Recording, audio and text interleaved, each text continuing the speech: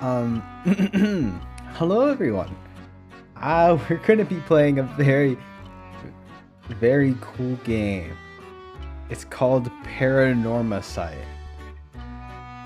And this is... Now, I'll give you a little, I played through the prologue. So I know how this game goes for a little bit.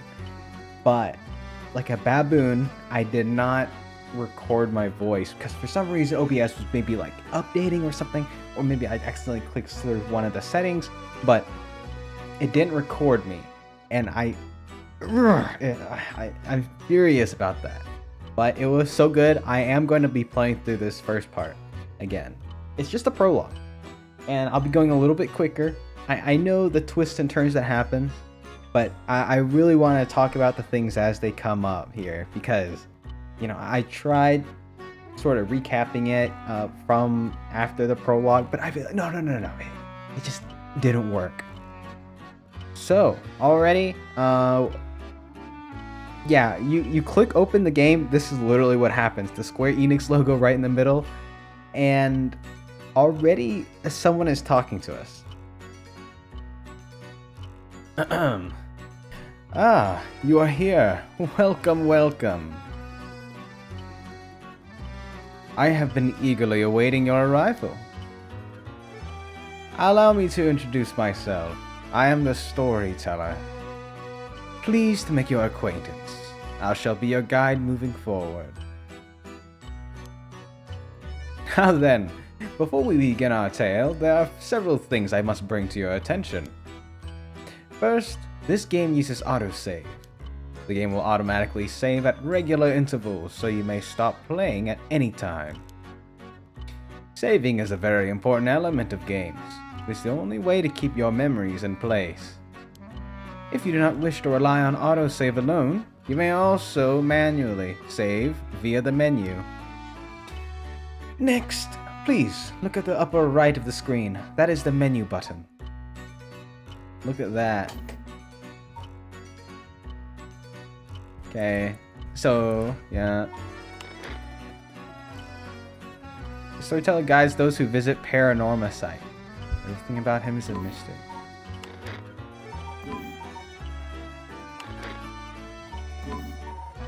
Okay. From here you can check the text log, view useful files, and switch auto mode on and off. You may also adjust the brightness, volume, and other settings in the options menu. For instance, if there is a voice you would prefer not to hear, you may mute it by setting the voice volume to 0. I suggest you check the brightness, controls, and other settings now before you're going... Oh yeah, before moving on. Oh yes, let's actually give that a look. Yeah, I've got brightness at 100. On. Yeah.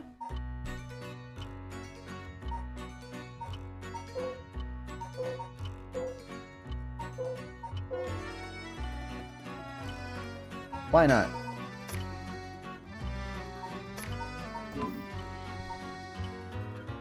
Actually, maybe turning will make things just a little bit easier to read. But yeah, cool. I will explain other essential functions when the time is right. There's one more thing I wish to confirm before we continue. It would feel strange to go on without knowing your name. Please, tell me what I may call you. Manly Flan. That's what you may call me? I see. Manly Flan, is it? I see, very good. I seem to have gotten it right this time. Alright, now that we've been properly introduced, let us begin our story. From antiquity to present day, regardless of how society and civilization evolve, death has been a constant presence that none have ever escaped. Whether it is one's own or that of someone close, death is always a difficult thing to accept. This is an immutable reality, a value shared by all, no matter the age in which they live. In fact, oral tradition reflecting people's fears and prayers regarding death still remain. Ghosts, spirits, so on.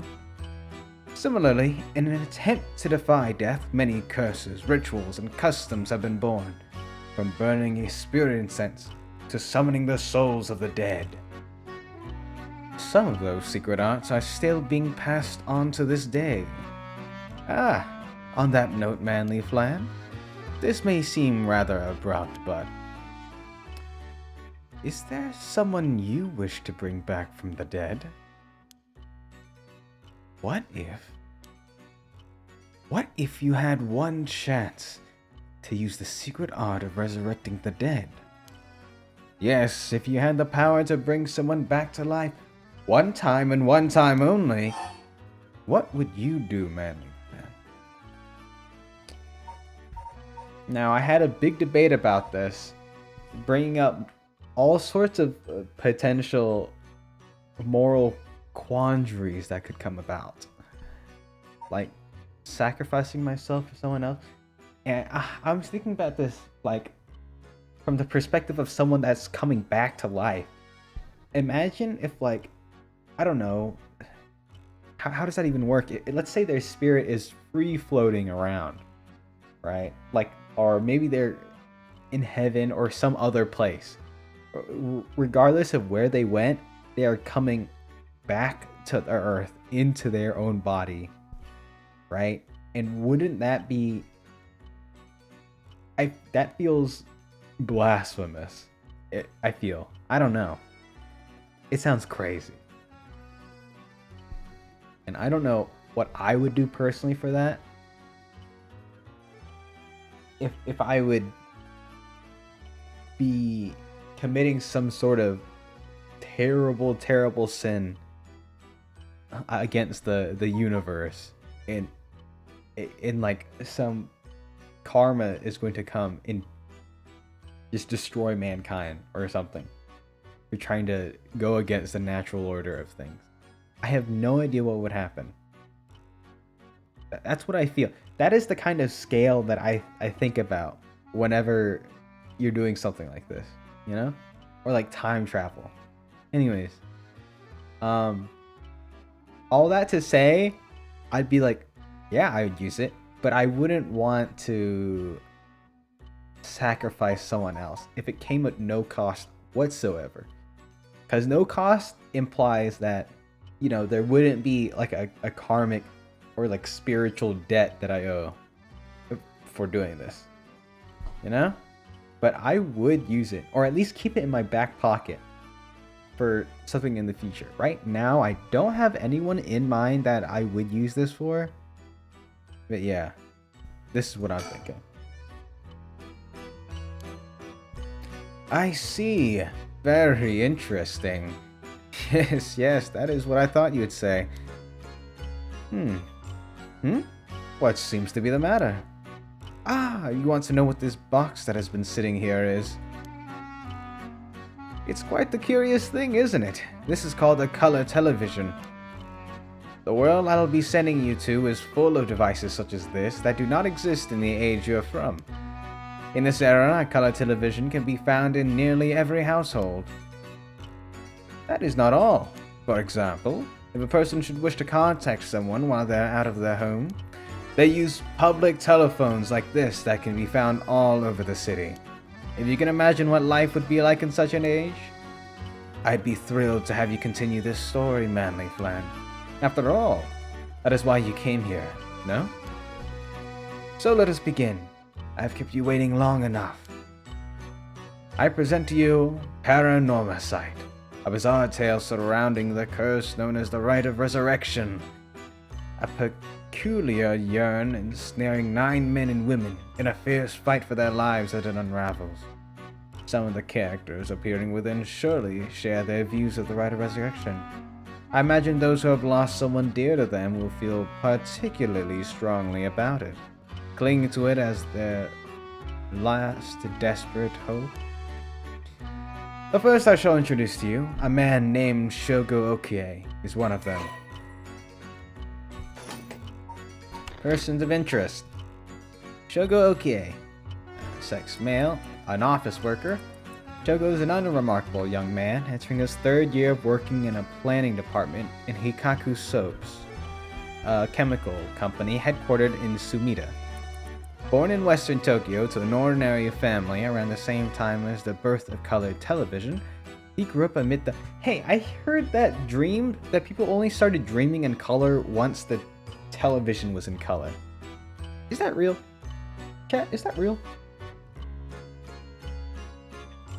I think it's one of those like surprising facts that you learn. I think it is real.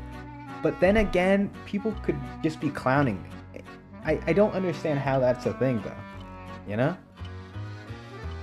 Because like you see the world in color, so how on earth would you? Or maybe it's saying because people, when they were watching TV, it was in black and white, their dreams would also be in black and white. But what about before that, the TV ever was a thing, you know? Anyways. He grew up amid the boom of special effects, heavy action films, anime, variety shows, professional baseball, and pop music. Shogo graduated from a famous private university in Tokyo, and has since settled into an apolitical mindset, common among those of his generation.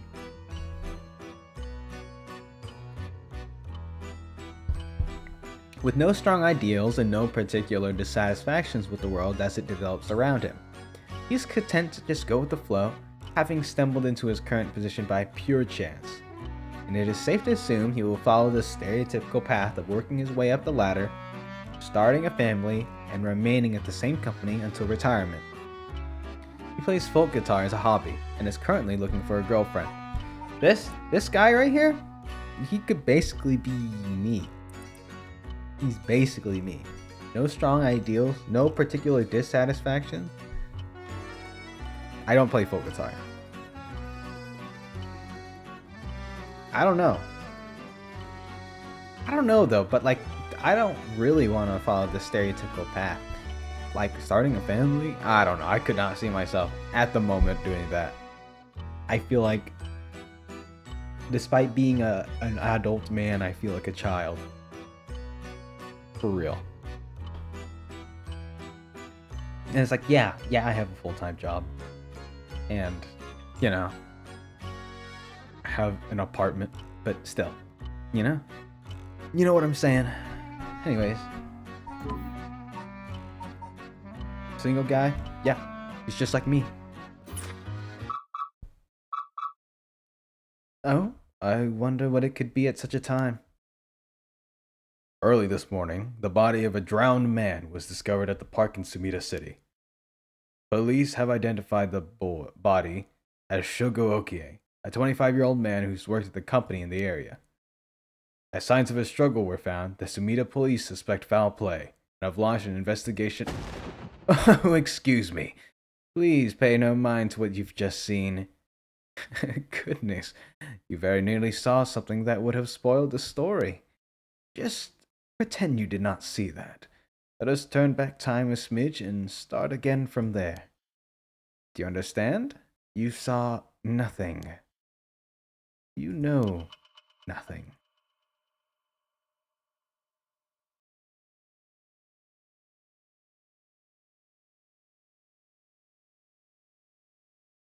I love that cold open so much. That is so cool. You get right into the gameplay, which is this. Yeah, you already have like that really quirky narrator. I love that. Shogo? Shogo, you alright? Hey, can you hear me? Huh? Hey, that's not a proper answer. Earth to Shogo Okie. What do you think you're doing falling asleep here? Gave me quite the shock. Come on now, up you are, up. Okay, and... there. How's that, alright? Feeling dizzy? Headache? Humor's off balance? I'm fine, I think. There's definitely nothing wrong with my humors. though my head's still a little fuzzy. Shogoke, an office worker. Uh-oh, that doesn't sound good. Turn your head around a little, see if you can walk alright. Yep, this is what we do.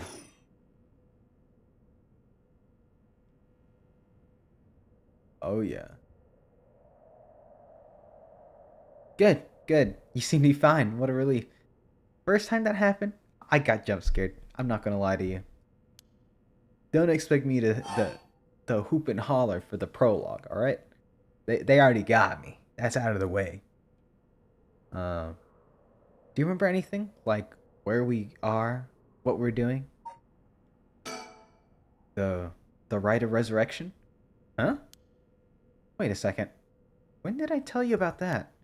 I mean, I guess I must have, seeing as you know that name, but weird. That is foreshadowing.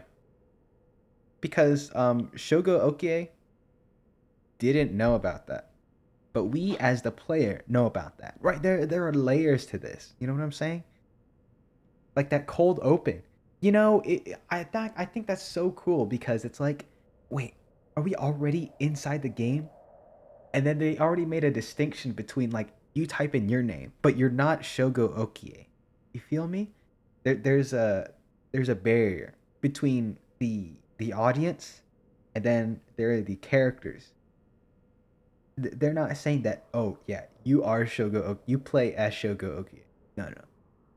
It's from his perspective, but it's like I'm still Manly Flan. And I think that's cool. It's like you're a puppeteer. You feel? And I think that's really cool.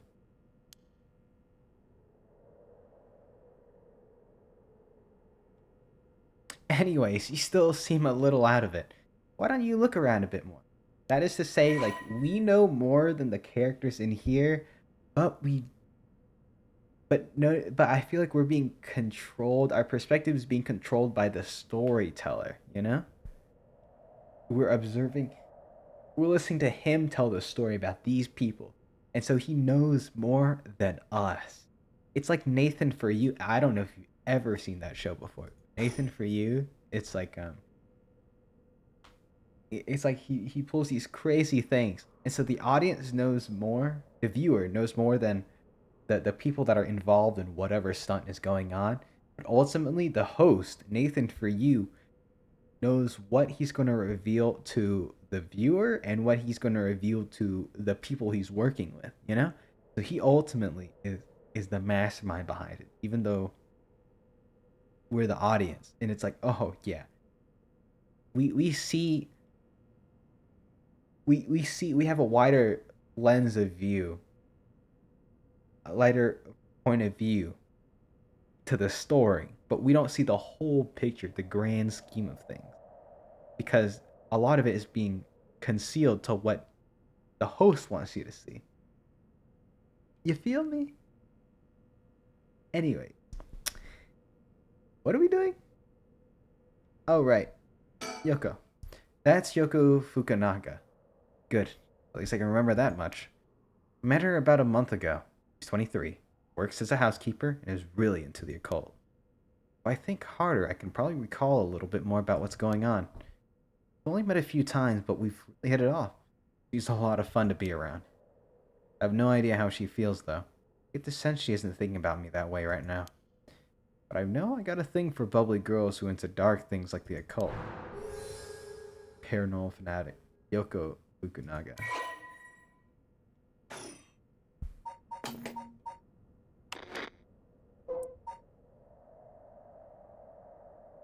I love the art style too. It's so cool. I say it's so cool. You may like, oh, it's just like an anime art style. Come on. Oh, what are you saying? No, no, no, no. It's like it's not too stylistic. It's pretty stylistic, but it's not outrageous. You feel? It's grounded. It's a grounded design. That's what I think. After attending a junior college. Also, another thing that I want to point out that I love about this game is that this guy is 25 years old. Wait, yes? Something like that. In Yoko, she's 23 years old. You know what that means? That means they're adults. They're not high school. Big shout out. That's a big dub for us. Adults. Young adults. I love that.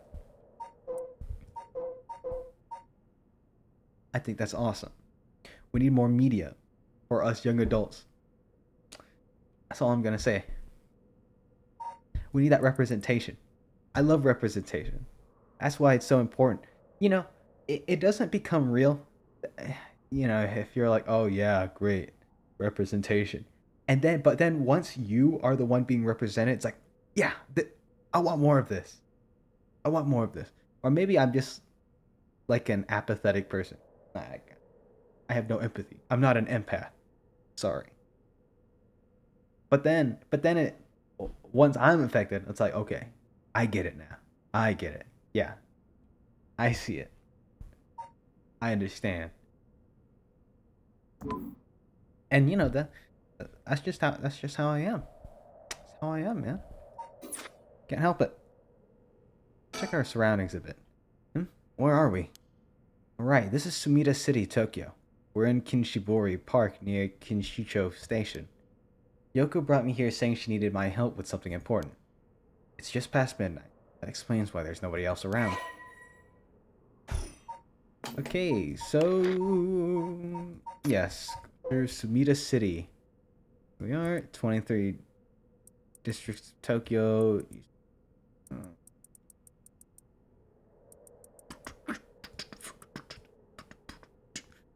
Okay, this is an important tourist attraction. Wait, is Kinshibori Park? Stations, paved, popular. Named the Kinshibori Canal, part of the South Origasui Canal, which was once found nearby. Cool. Let's recall. Let me think. What can I remember? Okay, her name is Yoko Fukunaka. Met about a month ago. What's to do with this park?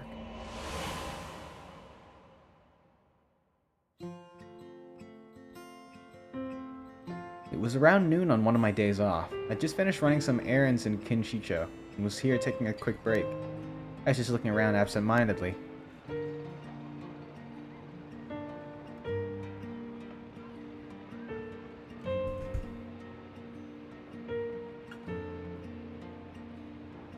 When I noticed this girl loitering around. She was digging up holes in the sandbox and searching around the playground. She seemed to be enjoying herself, talking to the animal figurines and petting them on their head. My curiosity got the better of me before long. I struck up a conversation. Hey, are you looking for something? Huh? Ah, sorry.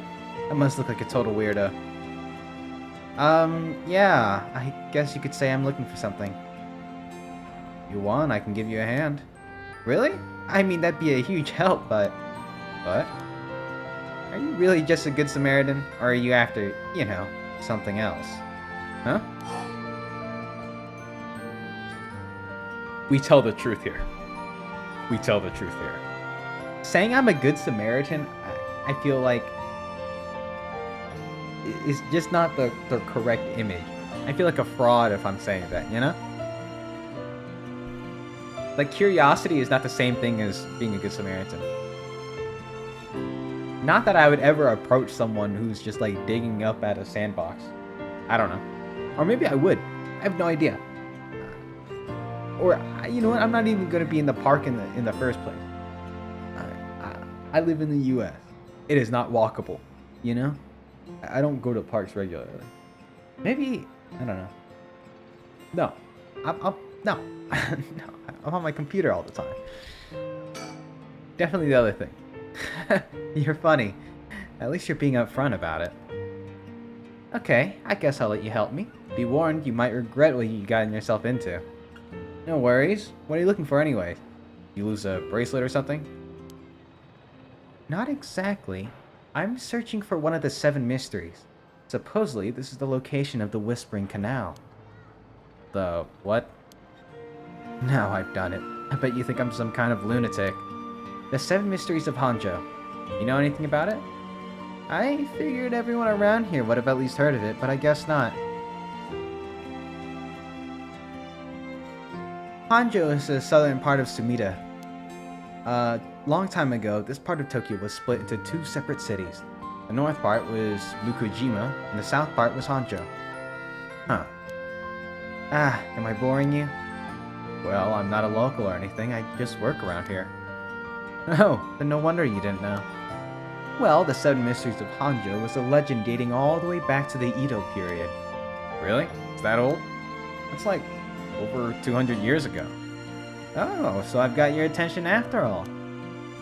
Just assumed it was one of those fake stories made up to chase the occult craze. I don't blame you. A lot of the popular stories around are pretty fishy. But the Seven Mysteries of Hanjo are different, because they're all true. They're true? That's what I said. They're the real deal. So, hold on. What does that mean? Are you telling me there's actual paranormal stuff at work at this park? Yep, pretty much. But that's gotta be more... There's gotta be more to it. After all I've done, I still haven't found a thing. That was the first time I met Yoko Fukunaka. File up? The... Hanjo. Seven Mysteries of Hanjo. There it is. Alright, haunting clappers? Nah, you don't want to meet those guys after midnight. Let me tell you. The foot washing mansion?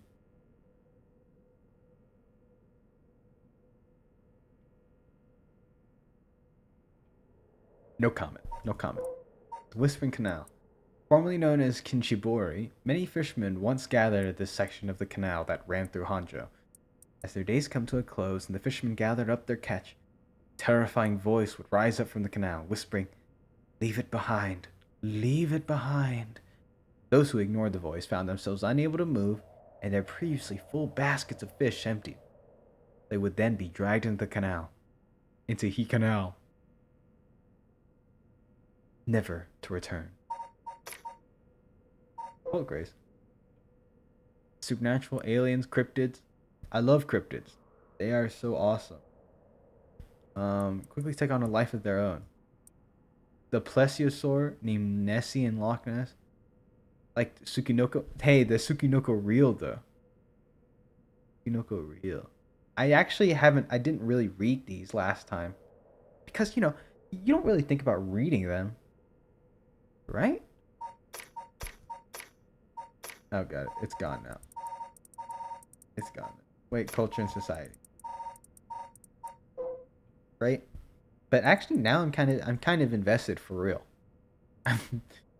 Urban legend of the Kuchisake Onna. Wait, that's the one where is that the slit mouth woman? That's like a popular one. In Ghostwire Tokyo there was that. And Jujutsu Kaisen. That's cool. Mediums and spirit photography. Yeah, because they say that that pictures can take your soul. I don't know of how true that is. I don't think that's true. It's a superstition, like all these things. No end to this obsession in sight, with magazines on paranormal phenomenon enjoying widespread publicity. Ooh. Most recently, rumors of an ancient ritual known as the Rite of Resurrection have been spreading in certain circles. Cool. We exchanged contact information and we've talked on the phone a few times since. We even met in person once or twice.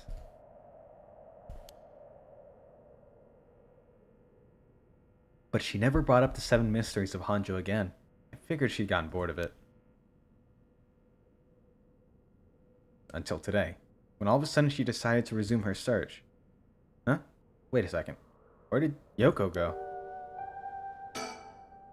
According to Yoko, the Whispering Canal, one of the Seven Mysteries of Hanjo, is around here somewhere.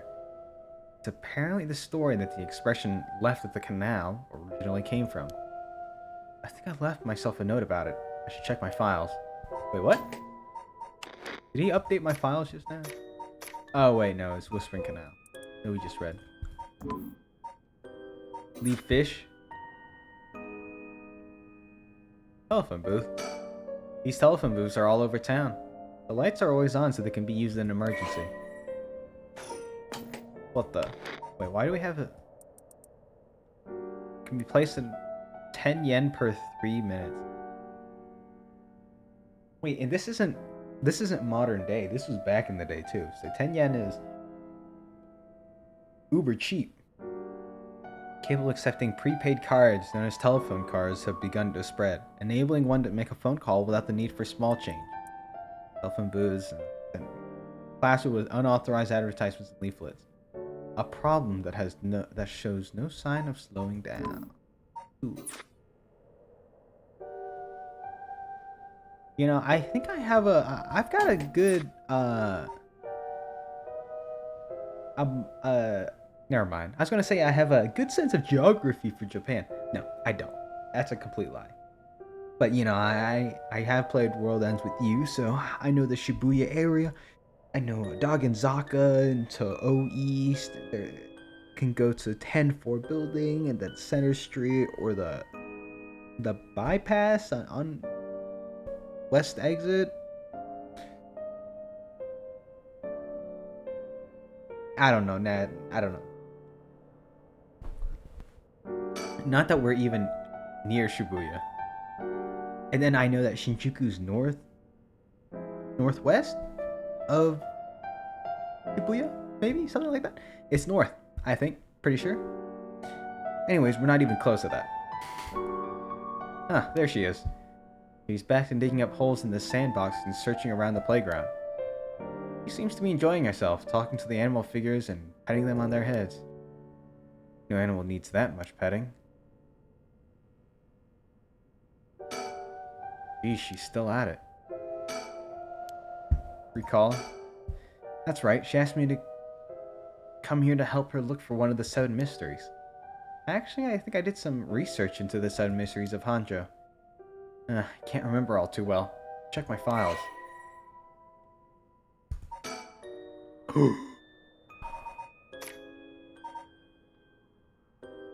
7 mystery.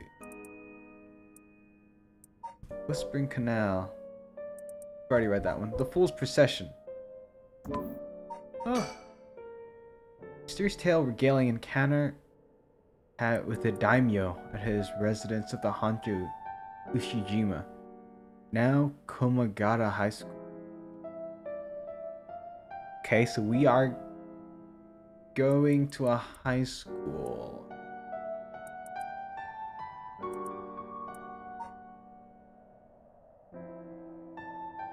Heard the sound of music such as that of a Kagura performance. A sun dance? What is Kagura? I know because of Demon Slayer, like Kagura is like the sun, maybe. Maybe, I don't know. Grants people to find the source, but no matter how much they search, the music would fade when one neared the Warigasui canal. It's not canal. The source of the sound was never located. Procession of the Tanuki. Many believe that it must have been these mischievous tricksters behind it. Beckoning light. By the way, I still struggle to this day between saying mischievous, mischievous. There's no extra E here for mischievous. You know? But I think it's just mischievous, mismagious. I think it's because of Pokemon. I'm gonna blame it on Pokemon. Or where have I heard mischievous? I don't know. But I think it's pronounced mischievous. Which, mischief, you know? And then mischievous. Makes sense. Something about mischievous. Slowing down a little bit. Sounds good. Beckoning light. Walking along the road near Hoonjo at night, one might spot a hazy lantern light up ahead, despite there being no one around. Following it will cause it to go out suddenly when getting near.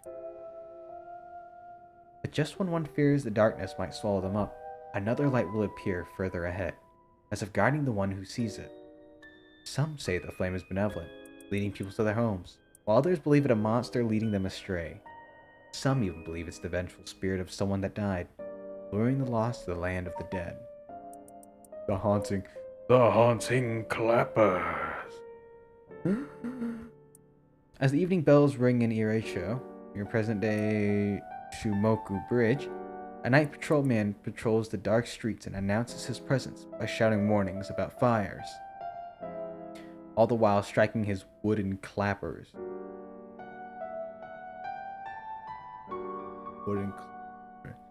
But tonight the sound of another set of clappers answered back. He curiously claps his clappers together. Clack, clack. The echoes answer again. No matter how hard he searches for the source of the second pair, he never finds it. Some say it's the work of a mischievous tanuki or kitsune, while others say it's a warning from a spirit of someone who lost their life in a terrible fire. Huh. Birch Green. Once upon a time in North Ikurabashi, a beautiful beech tree stood in the garden of Lord Shindin's residence, now known as the former Yasuda Gardens. That's one of the tourist spots or landmarks. It was so impressive that the house became known among the people as the beach residence. Somehow, no one has ever seen a single leaf fall from the tree. As rumor spread to the eternally green tree, it became known as the Evergreen Beach. However, this particular species of tree was actually an evergreen, so the lack of falling leaves was nothing out of the ordinary. This has led to people say that the strangest part of this legend is the fact that it was even a legend to begin. Yeah, I was just thinking evergreen tree. Anyways, that's funny. There once was a daimyo from the Hirosaki domain in Tsugaru who built a residence in Midoricho on Midoricho. Midori is green. Cho, it's like Moriocho. So Greentown has a large piece of land. On this estate was an almost 8-meter tall tower that served as an outlook for fires. Only a designated firefighter was allowed to use the large drum that resided atop the tower of a fire. Okay, I see it. I see the taiko. You know, the taiko game. Anyways, while most towers used wooden blocks to sound the fire alarm, for some reason this residence was permitted to use drums. The residence and its special privileges led to much speculation and gossip among the townsfolk. The foot. Whoa, that is a foot right there. That is a big foot. It looks hairy. Hey, it could still be a lady's foot. That's all I'm gonna say about that. Anyways, this is the story of something that occurred in the dead of night in the residence of Mikasacho, modern-day South Warigasui Street, Kamizawa. I don't know. A foul-smelling wind, oh no, rattled the house. Suddenly, a giant foot, drenched in blood, smashed through the ceiling. Wash, it commanded. After the servants carefully washed the foot, it returned from whence it came, fixing the roof it had broken. A man who had been visited by the foot every night asked a friend to trade hounds with him. That night, the foot stopped appearing. Interesting. The one-sided reed. There was once an infamous rogue by the name of Tomezo, who fell for a woman named Okoma. Tomezo persistently chased after Okoma, attempting to win her heart over and over again, but she rejected his advances every time. Enraged by her indifference to him, Tomezo brought a dagger to a canal near Ryogoku Bridge and attacked Okoma.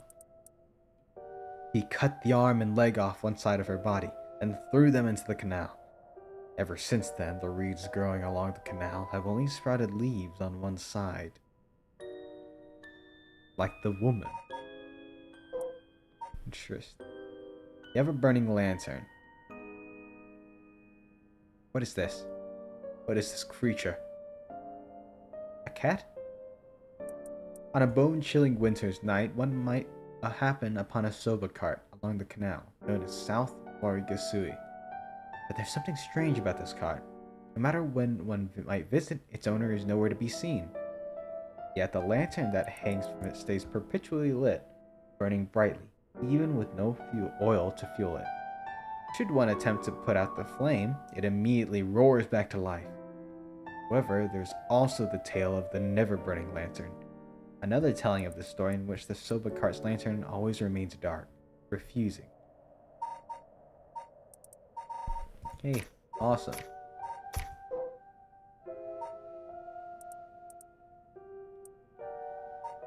So, now that we know we are familiar with the...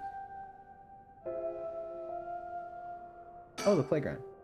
That's an interesting looking playground, but it's crawling with kids during the daytime. But it's kind of peaceful here at night.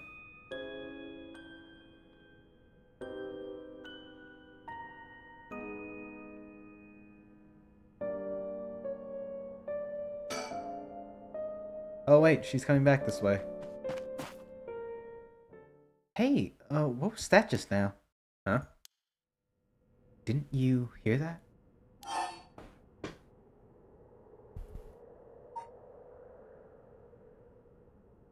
You're hearing things. No, I didn't hear anything. Sure you didn't just imagine it? Maybe I did. But your special talent. You should have been able to hear it. Pay closer attention for me, okay? My special talent? What are you talking about?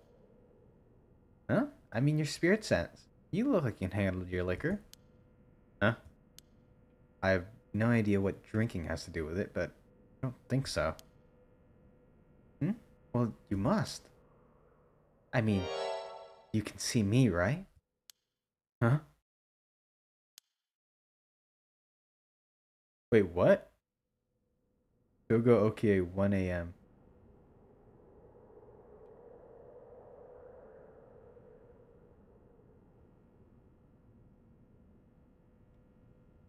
It's gone late. Really late, actually. Already past 1 a.m. There's a chill in the air. But I guess that's normal for this time of year.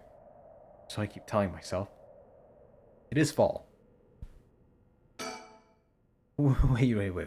You're kidding, right? About what? I mean, just now. Kinda sounded like you were trying to say that only people with spirit sense can see you. Of course that was a joke. Duh. You don't really think I'm some kind of evil spirit, do you? But yeah. I meant what I said about your spirit sense being strong. I bet you could down a whole gimlet in one gulp. Seriously. That's the real reason I asked you to help me with this 7 Mysteries of Hanjo business. Okay, let me just clarify something. Are you saying you can actually see paranormal stuff? Sure, I can handle a solid Moscow mule. Why are you measuring this in terms of cocktails? Not a believer, huh? Well, that's no matter. But you have to have seen some weird stuff over the years, right? Weird stuff? Yeah, like things you could see but could never understand? You can't be serious.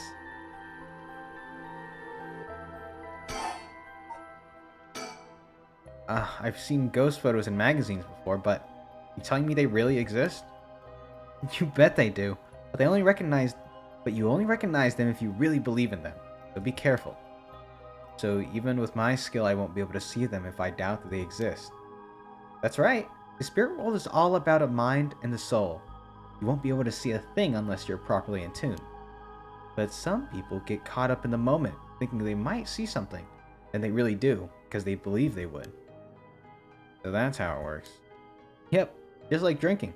You'll never know how much booze you can handle unless you're ready to down some shots. I'm still not sure I get the drinking thing. You know, I realized how strange it was as the words left my mouth. Sheesh. Totally unrelated, but did you actually drink? Like real alcohol, I mean? Whoa, talk about whiplash. I didn't expect you to be making small talk. Well, our conversation was getting a little dark. I figured a change of topic might lighten things up. Oh, I see. If you really want to know. I like to think I can handle a few drinks. But to tell you the truth, I've never actually had a Moscow Mule. Really now. I just thought it sounded cool. I'd like to try it though. Why don't we go for a drink sometime then? Oh, are you asking me out? Ah, so you were after something else. Not what I meant. I'm just kidding. Yeah, I'd be up for that. But only if we find one of the 7 mysteries. Alright. Let's get to work. I just remembered, I actually did some research on the 7 mysteries of Hanjo at the library. You did? What did you find? Well, I discovered a few interesting things. Uh-huh, tell me everything. Although they're called the 7 mysteries, literature lists 9 of them. Ah, surprised you picked up on that. Nice researching. Some people think there could be up to 15. That's the thing about these old folk tales. Stuff gets added to them over the years. That's more extra stories than main ones. Yeah, but the 7 mysteries roll off the tongue way better than 9 or 15. If you say so. But it makes sense, don't you think? It's more likely to be passed on if it's easy to remember. Huh, that's a good point.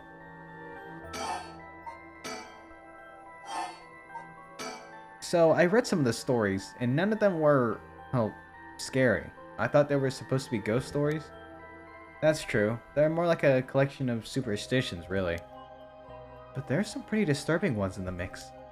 Yeah, like the one that's supposed to take place here, the Whispering Canal. People who fish in the canal would hear a voice calling out, saying, "Leave it." They had to abandon their catch or the canal would take it. Right. Is that what you're expecting to find here in the park? Not quite. We're talking about folk tale from hundreds of years ago. After centuries of the telephone game, who knows if it's anything like the original story? So basically, you think the true story of the Whispering Canal might be completely different from what we know. Exactly. I'm sure it is. I mean, weren't you curious? About what? People from around here have that expression, left at the canal, right? Meaning to abandon someone. This story is where it comes from. Except the story being told today is about fish. There's nothing in it about leaving people behind. Now that you mention it, that's true. So you're saying the original story maybe did involve someone being abandoned. That's what I'm trying to find out. Ah, gotcha.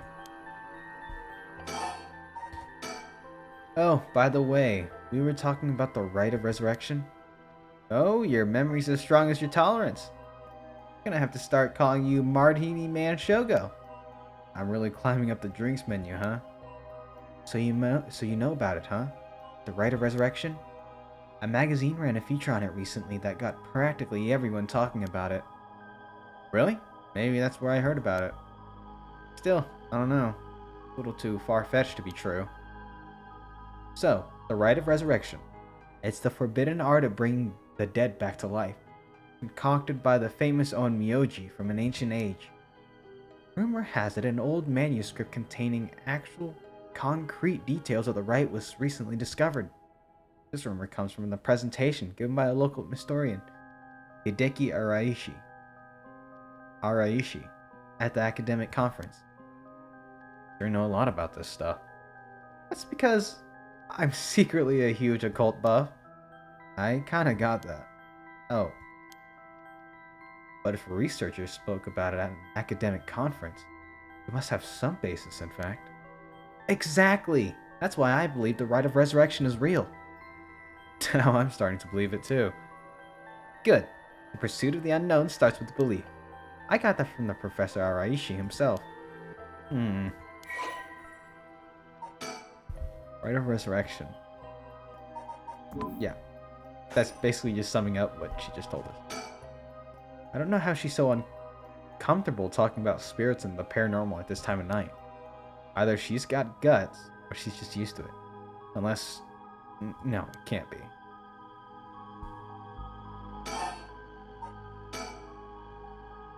And if you believe that, there might be hope for you yet. You can't be serious. Wait, hang on. I've got another question. You mentioned the Rite of Resurrection. Are you looking for that too? Does it have something to do with the 7 mysteries of Hanjo? Oh, you're sharp. I could cut my finger on you. To tell the truth, it's actually the other way around.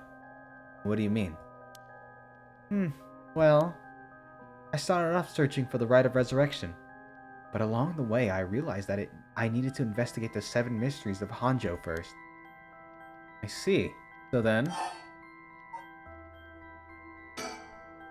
if you're looking into a way to bring someone back from the dead, does that mean you've got someone you want to bring back? You know what? Forget it. It just came to mind, so I thought I'd ask. I didn't mean to pry. Sorry. No, it's fine. I figure I needed to tell you at some point. It's Ogopogo. Ogopogo? Yeah, I want to bring Ogopogo back to life. He died in an accident about a month ago. Ogopogo died? Oh, right. Ogopogo was my dog. I had him for 8 years. Ah, okay. Your dog. Gotcha. Spent a lot of time together. Losing him must have been really hard for you. Yeah. To be honest, I'm not sure if the rite even works on dogs. But as soon as I find out about it, I knew I had to try. I didn't think I could forgive myself if I just let the opportunity pass by. Definitely. No, I understand why you feel so strongly about it. Thanks for telling me. I know this is supposed to be hard to talk about. You know what? All that led me to meeting you. So at least something good came out of it. Though that doesn't mean I'll stop looking, obviously. Yoko, I'll do everything I can to help you. Hey, I'm glad to hear that. Let's keep up the good hard work then, yeah? So, what's the connection between this rite and the 7 mysteries? Putting together everything we've talked about, I guess that the original stories behind the 7 mysteries, the true stories, are the key to finding the Rite of Resurrection? And that's why you're here searching for one of them. Do I have that right? Wow, 10 out of 10. You're proving to be quite the capable assistant. Wait, since when was I your assistant? Anyways, this is all just hearsay, but some say that what led to the 7 mysteries coming to be was the Rite of Resurrection itself. Huh? Don't the stories come from the Edo period? I thought the Rite of Resurrection was supposed to be way older than that. Right. It seems that an onmyoji from the Edo period rediscovered the ancient art. That old manuscript I mentioned with all the details on how to use the rite apparently was written in the Edo period. Oh, right, I never told you its name. The manuscript is called the Record of Fates. Whoa, what a name.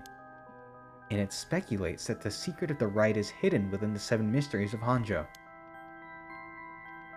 So now the 7 mysteries are the hot new trend. Among who? Among us.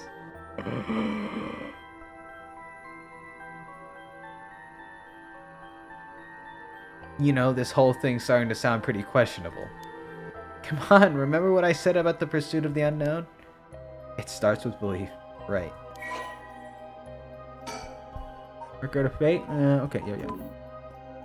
That's it. Whoa! What the hell? Feels like the air just changed. What was that just now?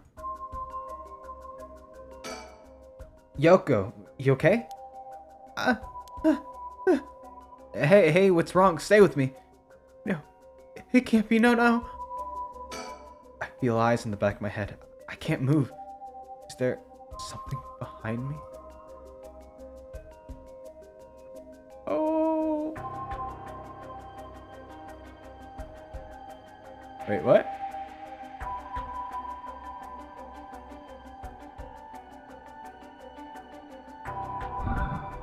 Yoko's pointing over there, but I don't see anything out of the ordinary.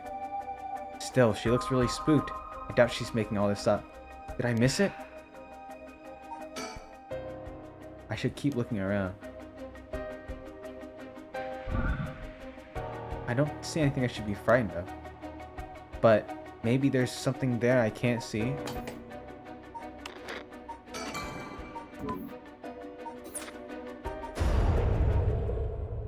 I don't get this. What's going on? Did something happen? Yoko?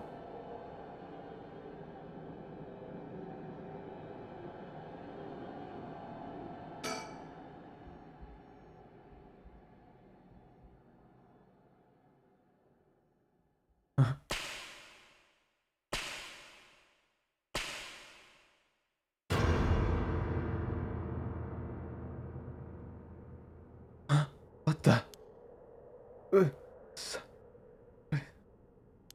What's happening?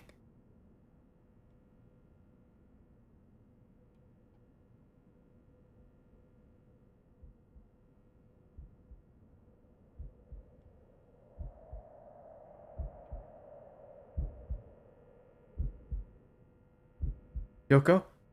Answer me, Yoko? No way. It can't be. Why? Gotta calm down, damn it. You don't know she's dead. You're not a doctor. Fine. Oh, God! God dang it! Why did I get jump scared? Oh, God. Dang it. I've been through this before and I got jump scared again. Oh, I forgot that happened.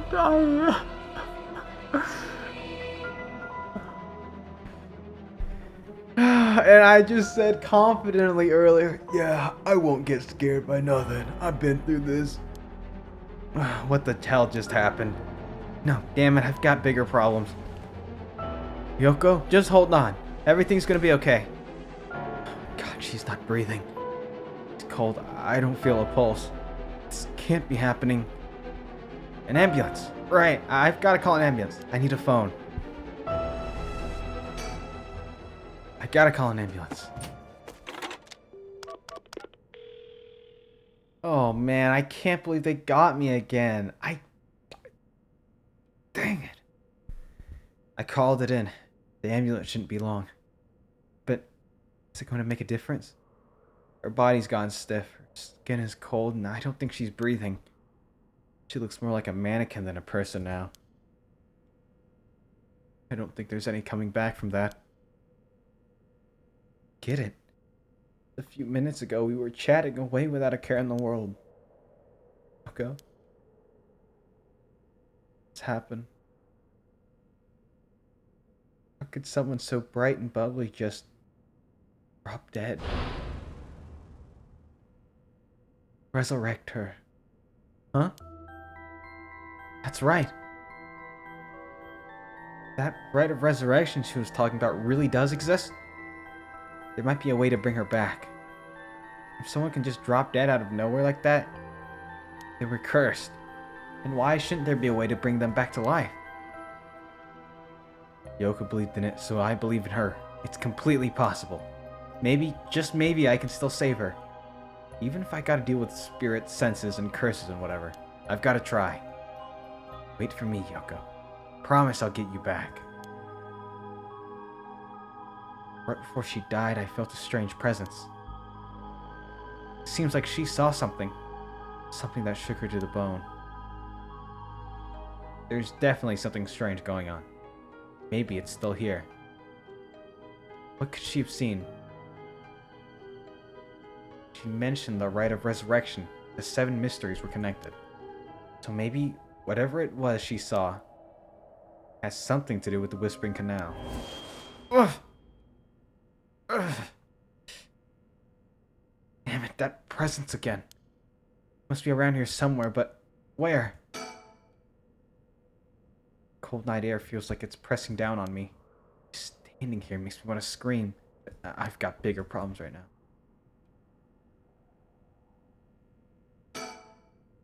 There's something on the ground. Did Yoko drop this? I didn't notice it till now, but there's a small wooden sculpture by her side. 3-4 centimeters tall. Looks like it could be a keychain. How rotten it is, it's too old to be that.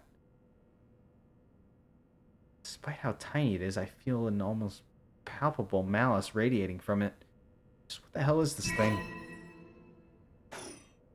The Whispering Canal. What the? Are these the Whispering Canal's memories?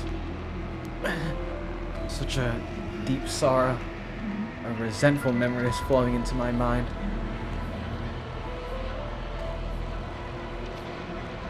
Kill them. Kill them. Those who walk away. Kill them all. Acquire the power of the cursed stone, the Whispering Canal. You can use it to kill those who walk away from you. Press the use curse button to kill your target as they attempt to depart. A murderous impulse seeps into your soul like a thick black tar. Now. Kill. Can you hear it, Cursebearer? You, who so strongly desires the right. Kill them. Should you seek life's restoration, take your curse in hand. Reap lies by the score, and claim their soul dregs for your own. Collect enough to sate this vessel, and by their sacrifice claim the gift of resurrection. Or better yet, slay your fellow curse-bearers, for theirs are the equal of droves of lesser souls. Now go forth and kill. The Whispering Canal. A cursed power. A resentful memory.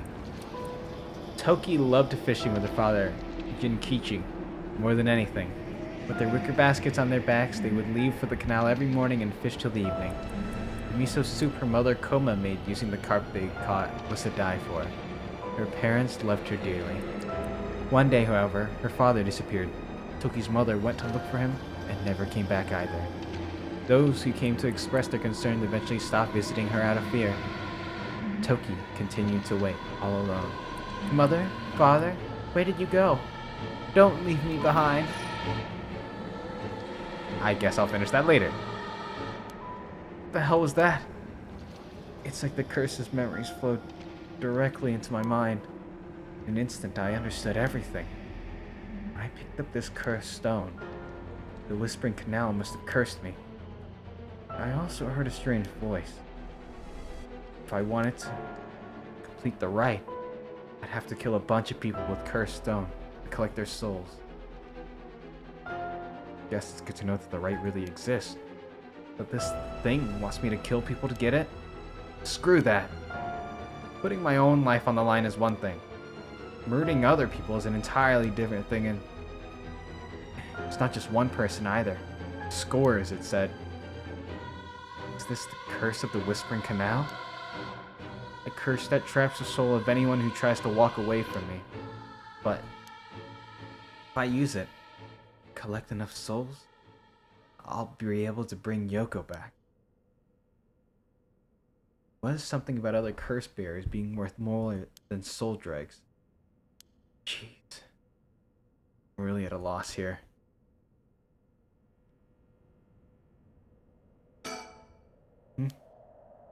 Feels like I'm being watched. Is someone there? Oh. Oh. Huh? What the hell is that? Looks like a light floating in midair.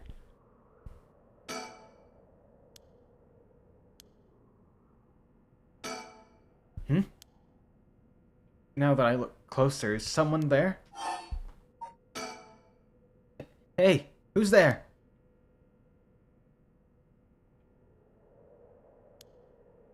Oh my, how unexpected. It was your curse that killed that poor woman, I take it. What? Cat got your tongue. Mr. Okie. Huh? A tall, humorless-looking man. Doesn't look familiar to me. He's acting like he knows me, though. Have we met somewhere before? Who are you? And how do you know my name? Do you mean to say you don't recognize me? It comes with a bit of a shock, I must say. Look a little harder, and dare say it will jog your memory. What's with this guy? Think? That man, who is he? Looks to be in his 30s or 40s. Dressed up in a suit and tie, but somehow he looks real shady. What's he doing here? Was he watching us all this time? Something tells me curses are nothing new to him. If he's one of the other curse bearers, then I need to be careful. He might be here to kill me and take my curse stone. But, the same token, killing him will net me a lot of soul dregs. I still don't have a clue who you are. How do you know me? Have we met? Dear me, it is always humbling to find that one is not as well known as one believes. Perhaps my name will help you to remember? I am Tamuki Yumiyaka. Takumi Yumioka? Does that ring any bells? I think I've heard that name somewhere before. Maybe. So you do not even know my name. How disappointing. Disappointing, but gratuitous.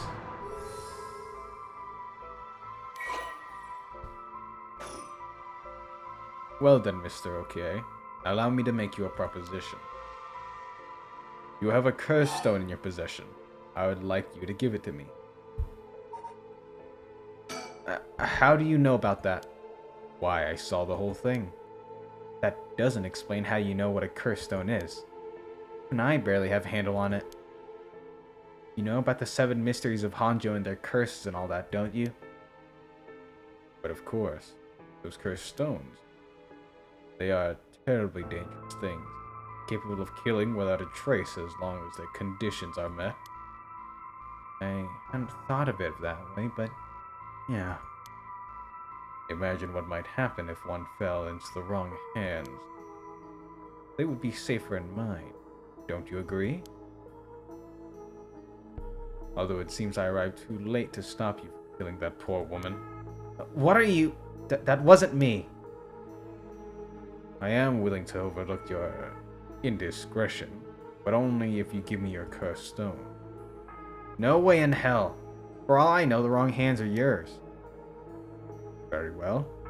I had hoped to settle this amicably, but you leave me no choice. This Takumi guy must have a curse stone of his own. Can't. There's no way he has a curse stone of his own. If he did, he wouldn't be so eager to get his hands on mine. He wants one of his own. They're that powerful and that dangerous. By the sound of it, if I gave him the chance, he'll try to take my curse stone by force.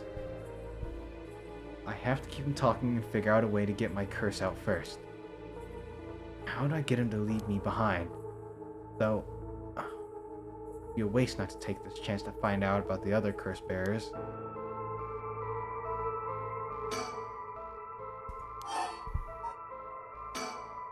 Before I give you my curse stone, I want to know who you are.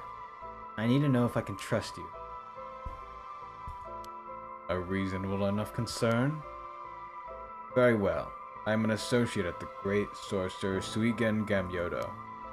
Suigen Gamyodo? Indeed. You must have heard of him. I believe he was recently featured in a certain magazine. Your unfortunate companion there came seeking his counsel not a few days ago. It was from her that I learned your name. I thought she would have mentioned me to you, but it seems that presumption. And when did this happen? Why, just 2 or 3 days ago. Gotcha. Yeah, I'm not buying that. He knows I didn't know who he is, so he's just trying to feed me a story. I've only known Yoko for a month, but she never mentioned going to see some mystic. Although it is Yoko we're talking about here, it's hard to say for sure. I hope that's enough to convince you that my hands are more than trustworthy.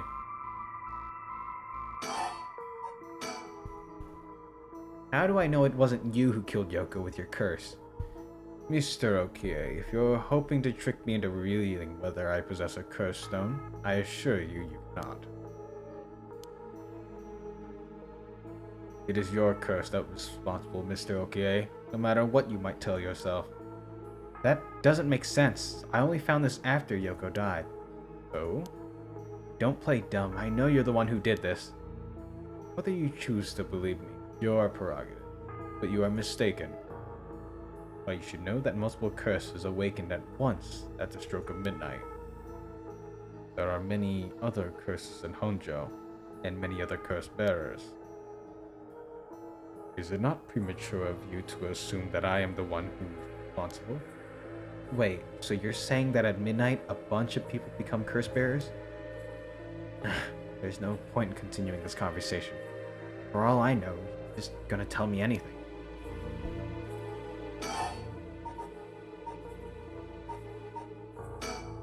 For each of the 7 mysteries, there's a curse and a curse bearer, right? Do you know who any of the others are? And what would you do with that information? Your intentions are nothing untoward, I hope. It is in the hearts of the selfish and insipid, of those who would be most tempted by the rite of resurrection, that the curses take root. And a curse's resentful memories impart a powerful urge to kill, as I am certain you are aware. You are a victim of circumstance, Mr. Okie, but your circumstance is exceedingly dangerous. You must relinquish your curse stone for your own benefit, before it is too late. Too late? It's already too late. There's no going back. All I can do is keep pressing forward. And if you're gonna stand in my way, then I'll have to stop you. Am I to take that as a threat, Mr. Okie? I would encourage you to exercise more discretion before you fall foul of a curse. I want to use my curse on him. I have to get him to walk away and leave me behind.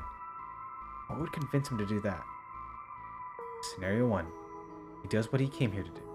Scenario 2. He suddenly needs to be somewhere else.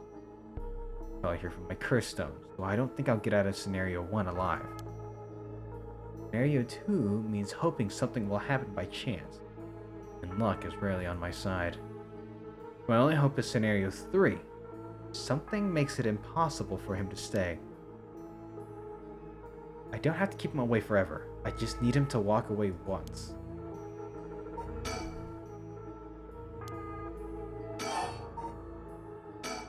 What do you want with my curse stone anyways? I intend to seal it away in a secure location so it may never be used again. I am certain that you too would rather be free of this burden. The power to kill without fear of consequence is, in itself, a curse. There are many ne'er-do-wells in the world who would not resist the urge to use it.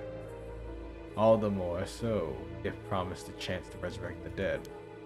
You'll seal it away? How? I will put it in care of the sorcerer who is well versed in supernatural matters. If I have gained your trust, I must ask you to hand me your curse stone.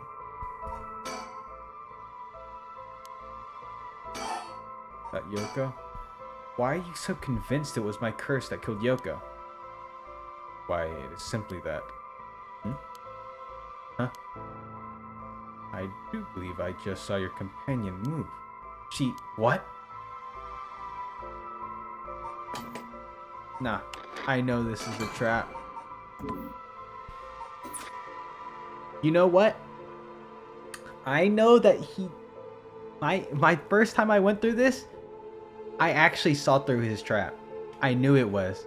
That he's trying to make me look around so that he can bash my skull in. And I'll show you what happens.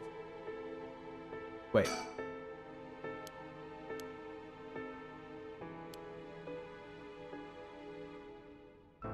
Yoko? Wait, she doesn't look any different.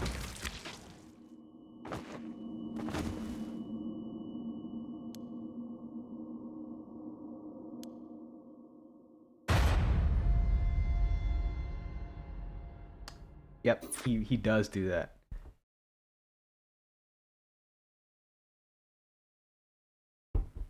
My manly Flan, it seems you have arrived at a less than favorable result. This is mere conjecture on my part, but perhaps you ought to be more careful about turning your back on unscrupulous individuals. Fear not, you may take as many attempts as you please from before your unfortunate mishap. Very well. Just remember, whatever you do, do not turn around.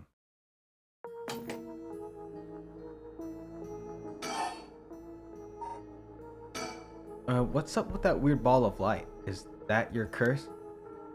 Whatever do you mean? Afraid I see no such thing. Huh? But it's right... Huh? It's gone? It was right there. I see. Seems you have become the mark of another curse bearer.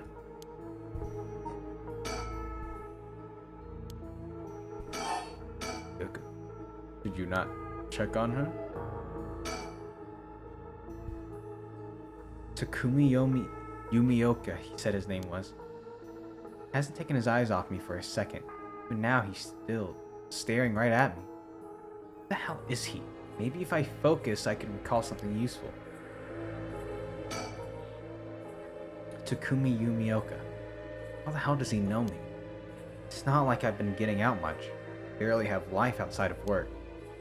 Wait, that's it. My work. That's how he knows me. I've never actually met him, so it totally slipped my mind.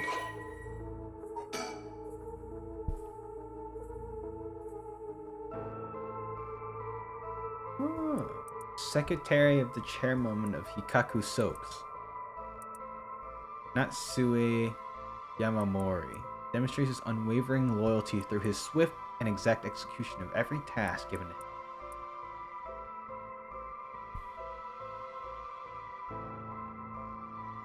Takumi knows the names and faces of not only all employees in the head office, but also the temporary workers in their factories and warehouses, and even their main suppliers. So this guy... Suigen Gem Yodo, my ass. This guy thinks he can sell me anything. But don't know if having figured that out helps me much right now. Suigen Gem Yodo, my ass. I know who you are. You work at Hikaku Soaps just like me. You're the chairwoman's secretary. Well, that took you long enough. Your lack of company loyalty is frankly astounding. Allow me to reiterate my request, then. Not as a stranger, but as your superior. Hey, we're not the office. You don't get to push me around like that. Why is our chairwoman's secretary even out looking for cursed stones anyway? I refrain from revealing myself precisely to avoid such questions, but I suppose needs must. Since the dawn of the Showa era, the land of Honju has nurtured our company's growth, and vice versa. It is our duty to ensure that curses do not take root in this land we know as our home. I am not sure I buy that. Like many things, it is not a matter that concerns the rank and file. The chairwoman has no desire to spread fear through our beloved company's birthplace. Now, that is all. I must insist that you hand me your cursed stone. Think. I don't have to keep him away forever.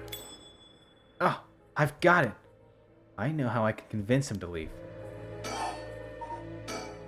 Oh crap, I totally forgot. What is it? No way, we're just gonna hand over the curse stone.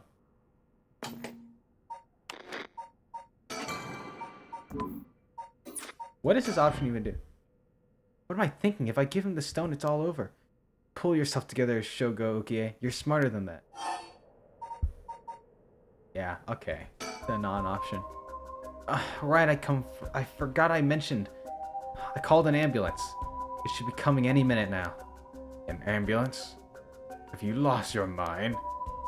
We'll arrive to find you standing next to a corpse alone in dead of night. After we'll hand you over to the police. We'll have some questions for you. Probably, but I'm sticking with Yoko. Unless you want to join me in an interrogation room, you better get out of here. You're telling the truth, I see. They're getting closer by the second. I cannot afford to be waylaid at this juncture. I fear I must take my leave. Sooner or later, I will return for your curse stone. I only hope you do not abuse it in the meantime. Well then, I bid you good evening.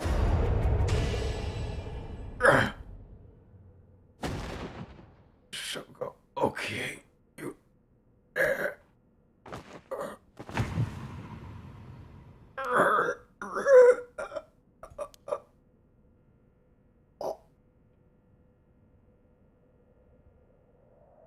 He's dead. He's really dead.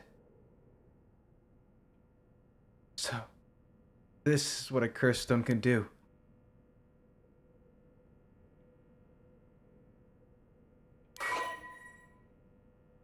Gain 1% soul drag.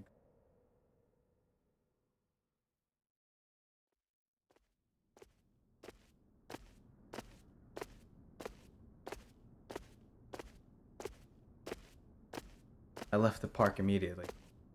I felt bad for leaving Yoko, but I couldn't stay there. Emergency medical service will probably take care of her body. Takumi's too. This will be all over the news tomorrow. Okay. But until then, at least I know she'll be in a safe place. Alright? I have to find my next sacrifice. Quickly. I've got no time to waste. I need to find the other curse bearers and collect their souls. Killing Takumi barely got me any soul dregs. I guess he mustn't have been a curse bearer after all. It's not enough. The soul of a non-curse bearer amounts to little more than leftover breadcrumbs. I have to think of places where the other curse bearers of the Sun Mysteries would be. The curses were activated at around midnight. The others are bound to be active still.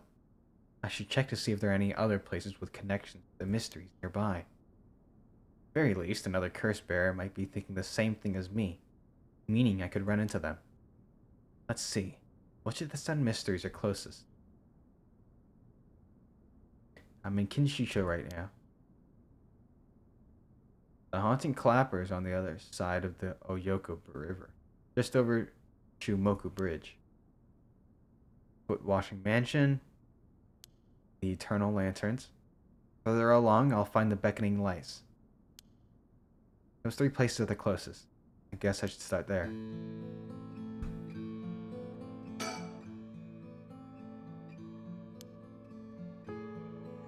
Dang. You know, something that struck me is that how quick he was to just be like, yeah, I killed the guy. And how he is unfazed by Yoko's murder, basically. It's like, no, you would not be that chill about it, right? There's no way. I would be traumatized. I'd be on the floor. Probably passed out. In a puddle of pee. And poop. If all this happened to me, I don't know. That's what I think. I have no idea. Or maybe I'm capable of murder. Who knows? Because these cursed objects give you the intent to kill people, right? And he's saying, and we know that he's just an ordinary guy. So, you know, with the curse influence over you, it might be enough. I don't know. I don't see anything interesting. The only thing I found, a 100 yen lighter someone threw away. I don't know if curses are vulnerable to fire. Maybe I'll find a use for it.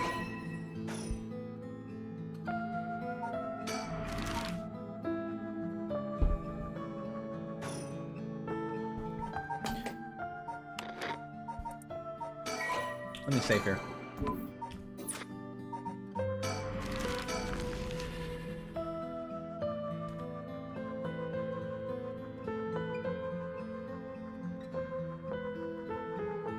Both the Foot Washing Mansion and the ever-burning lantern are from around this area. It's late at night, even a road as big as this one is silent as a grave. Is it just me, or is it oddly dark around here? Could this be? I know it's past midnight, but it still seems oddly dark around here. This feeling, it's the same as before. There's something over there. Is that a curse echo? Curse of the Seven Mysteries given form.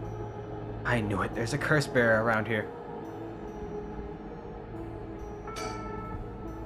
That curse echo was causing this darkness? It doesn't seem hostile. Trying to tell me to come closer?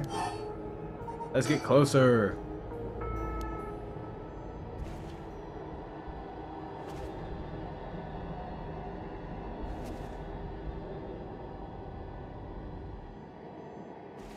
Oh god. What now? This isn't a curse doing it. Somebody's pulling me in. That hurts. Looks like I'm inside a building. Did it toss me in here?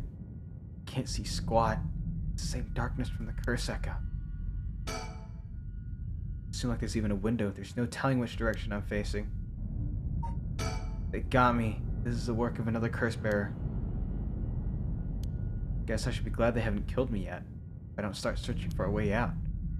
If only I had a source of light. I run into walls no matter where I feel around me. It's a pretty small room. Maybe it's like a garage space or something? Can't seem to find an exit though. Oh, what the? It feels like I'm ripping apart.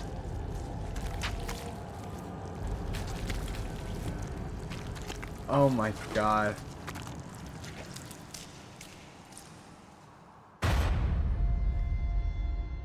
Right. I have not died this way before. Because obviously you use the, obviously you use the lighter.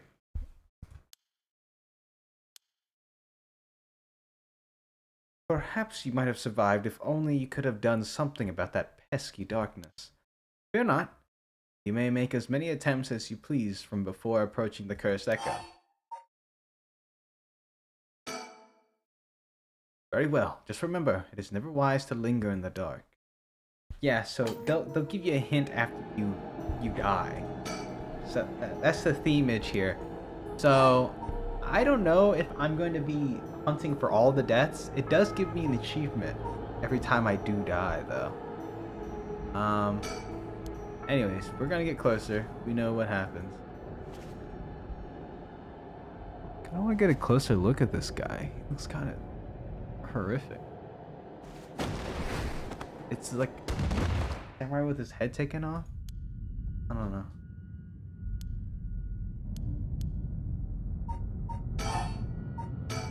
That's right. I still have the lighter I picked up earlier. Perfect. Now I can make out my surroundings better. What the? Something. Drat. He's got our light. That ruins everything. Someone there? Are you a curse bearer? It's over. Time to get out of here. Wait, he's running? Was he right here this whole time? This is my chance. It doesn't give you a choice to use the curse, by the way. I'm not clicking the use curse button. Just a BT dubs. Just automatically.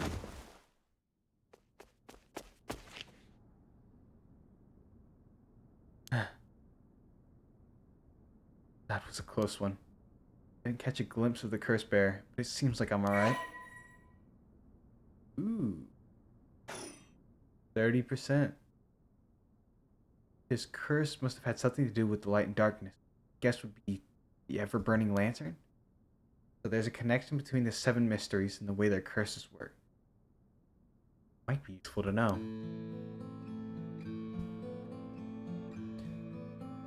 Now, what I thought was interesting is that we don't actually see the person die. So I'm just saying.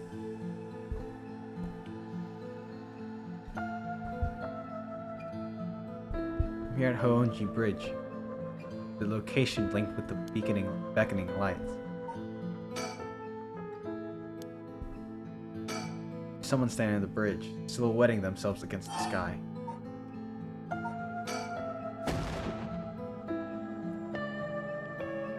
Wait. Fine. I'll go first. Whoa. I see. Interesting. Well now, this is a surprise. Eh? Who are you? I think you've got the wrong guy. Just...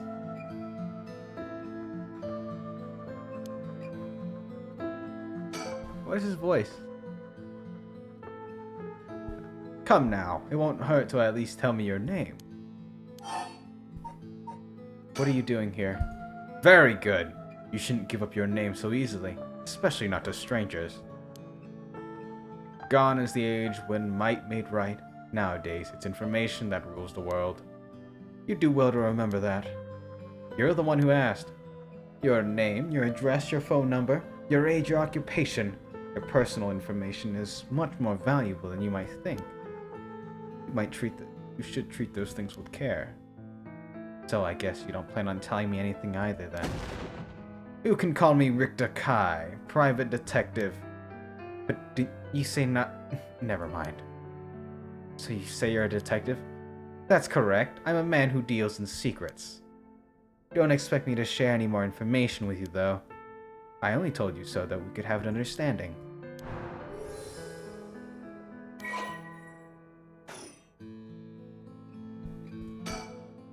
What's a detective doing around here? Working. And that's all I'll say about that. I could ask you the same thing, though. It seems like a strange place to stop. What brought you here? I'm looking for someone. I figured it was worth seeing if you knew anything. You don't say. In that case, I just might be able to help you. Can you describe the person you're looking for? I know I said a person, but I'm actually looking for something called the Beckoning Light. The Beckoning Light? Aha, the 7 Mysteries of Hanjo. That's right, a friend of mine was really into that kind of stuff. She said the Beckoning Light appeared here in the middle of the night. Wanted to see it for myself. Really? You're the adventurous type, aren't you? Unfortunately, I think you're out of luck. I've been here for a while, but I haven't seen any strange lights. Alright, well, thanks for telling me. But just wait 1 second. There's still some time left for it to appear. Why don't we wait together? Thanks, but I think I'm good. Really? Well, I'm sorry I couldn't be of any more help. Flamboyant fellow. I wouldn't bat an eye if this were in the inner city, but he stands out like a sore thumb in these parts. Ah, that's right. I meant to ask. You have a light on you? A light? You mean for cigarettes? Well, I've got this cheap one I picked up, but that's it. Oh no, that'll do nicely. Sure? Why do you ask that? Anyways, I should get back to work. Once you're gone, of course. Is there a reason I can't be here? Of course. My work is top secret. Alright. Let's move. Okay, I've looked around. I should head somewhere else now. Midori Show Park. Komagata High School.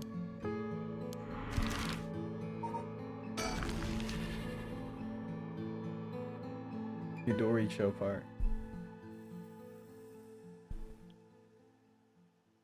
This is Midoricho Park. Midoricho Park. Location at the Taiko of Tsuguru, one of the 7 mysteries. Huh, someone's there. 2 men, one middle-aged and the other one a younger adult, talking to each other. Good chance that one of them could be a curse bear. Try to scope things out without being spotted. Pick up their conversation from this distance. I'll have to focus in and watch them for a while, I think. It looks like I'll be spotted. I'll quickly hide behind a tree to move out of line of sight.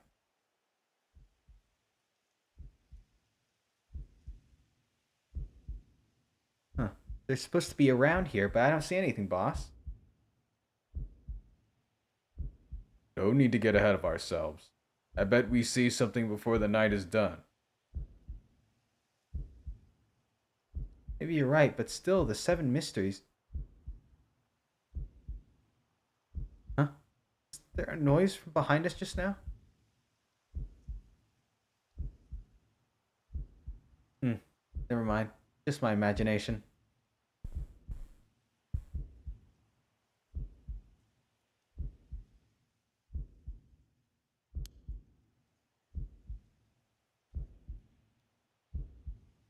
But does the curse really let you kill someone with an object like that?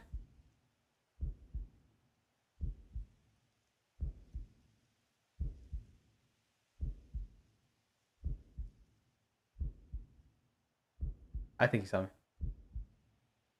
Nothing. I guess this place is just keeping me on edge.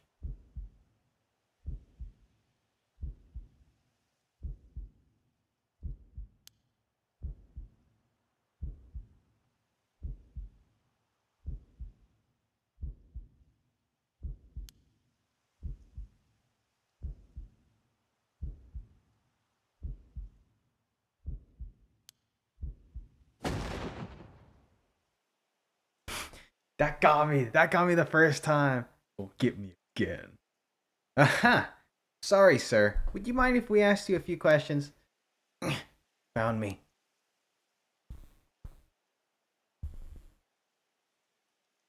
Oh, you two are police officers. People often say we don't look it. Sorry if we startled you. I'm sure there's no problem, but we'll have to ask you some questions, as procedure. Oh, I'm Junario. I'm from the Metropolitan Police Department, Investigative Division. And this old guy with the scowling mug is Chief Inspector Tetsuo Susumi, my superior officer. You wouldn't guess from that frown, but he actually has quite the sweet tooth. Ario, quit blathering. Tetsuo Susumi.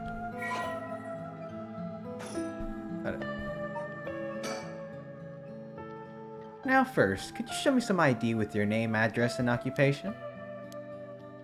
I'll be okay. Better off just going along with it. Wow, you work from Hikaku Soaps? I heard they've been raking it in lately, that true? I don't know much about that. Just a recent hire. People are loving that new product you got. I use it all the time myself. Thank you for your patronage. Ario, you use hair products? Get with the times, boss. Guys nowadays all use these things. Isn't that right, Mr. Okie? Yeah, sure. We even make men's cosmetics now. That's so. What a time we live in. Sorry, boss is kind of a caveman who thinks using only a bar of soap for all his washing makes him cool or something. I don't think that. I just don't care enough to use anything else. Actually, we do have all-in-one soaps for just that purpose. There are plenty of people just like you. See that, Ario? That's what I'm talking about. You should put more of those on. Aren't you riled up? He's as intimidating as you'd expect a veteran cop to be. First that private detective, now police detectives? Why today of all days? I always imagine detectives as blunt and aggressive. I guess there are some pleasant ones too. Anyway, Mr. OK, what is it that you're doing here? Actually, I'm searching for the 7 mysteries. Have you heard of the 7 mysteries of Hanjo, Detective? Yeah, I've heard of them. We were just talking about them a few minutes ago. A girl I know is into them. That's how I got interested. I see. I seem to remember even Midoricho Park as one of the mysteries associated. What was it again? Yes, that's the one. The Taiko of Sugaru. This whole area used to be the residence of the Sugaru, a clan of samurai. So that's why you're hanging around in the middle of the night? Discover anything interesting? No, nothing. I admit I haven't been looking into these things too hard. Right, I think I understand your situation. Thank you for your answers. Now it's quite late, so you'd be best heading home. I'll leave the questions up to him. I got nothing to ask. Something wrong? You're free to go. Excuse me. Since your detectives are around, does that mean something happened around here? Well, we are investigators, so it is indeed related to a case. But don't worry, there is no threat to civilians whatsoever. We'll be here a little while longer looking to things, so you can rest easy. A little longer, huh? It's not good. Maybe my only chance. I see. Well, I'll be going now. Take care.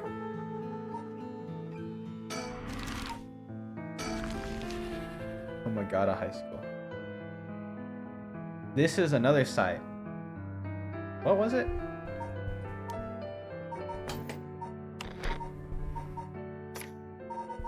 Mysteries? Which one is this? Fool's Procession.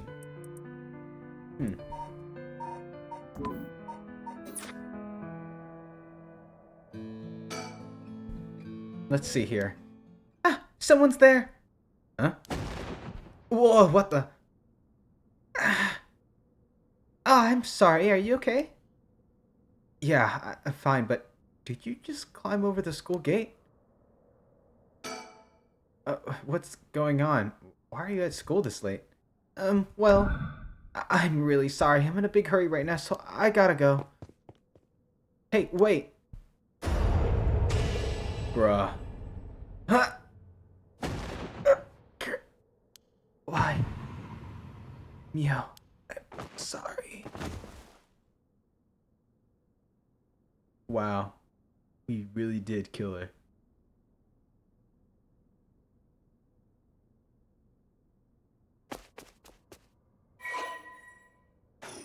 Dang. Ah man, I kind of hate that. No choice, by the way. No choice. I killed her. Nice. She was a curse bearer. This is working. I just have to keep it up. How many more do I need? 1, 2?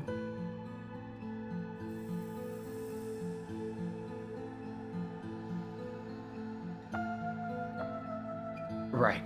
On to the next one. One-sided reed. Former Sato Garden.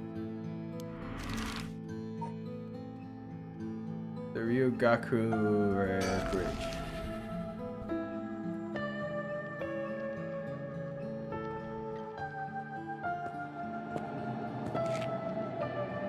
Hey, quick question for you. What the? Sorry this is sudden, but I've gotta ask. You don't mind, do you? Are you a curse bearer? What? Huh? Is that his curse echo?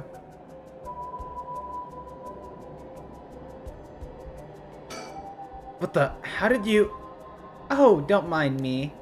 Yutaru said he wants to talk. You'd better answer him quick then. Before... Well, you know what.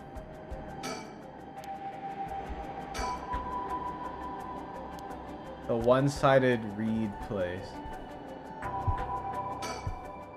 Making it obvious that he's a curse bearer himself.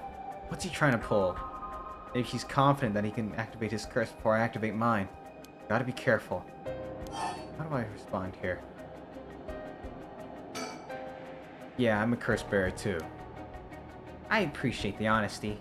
I just want to have a nice, calm little chat. My name is Yutaru Namigaki. My curse echoes the foot washing mansion.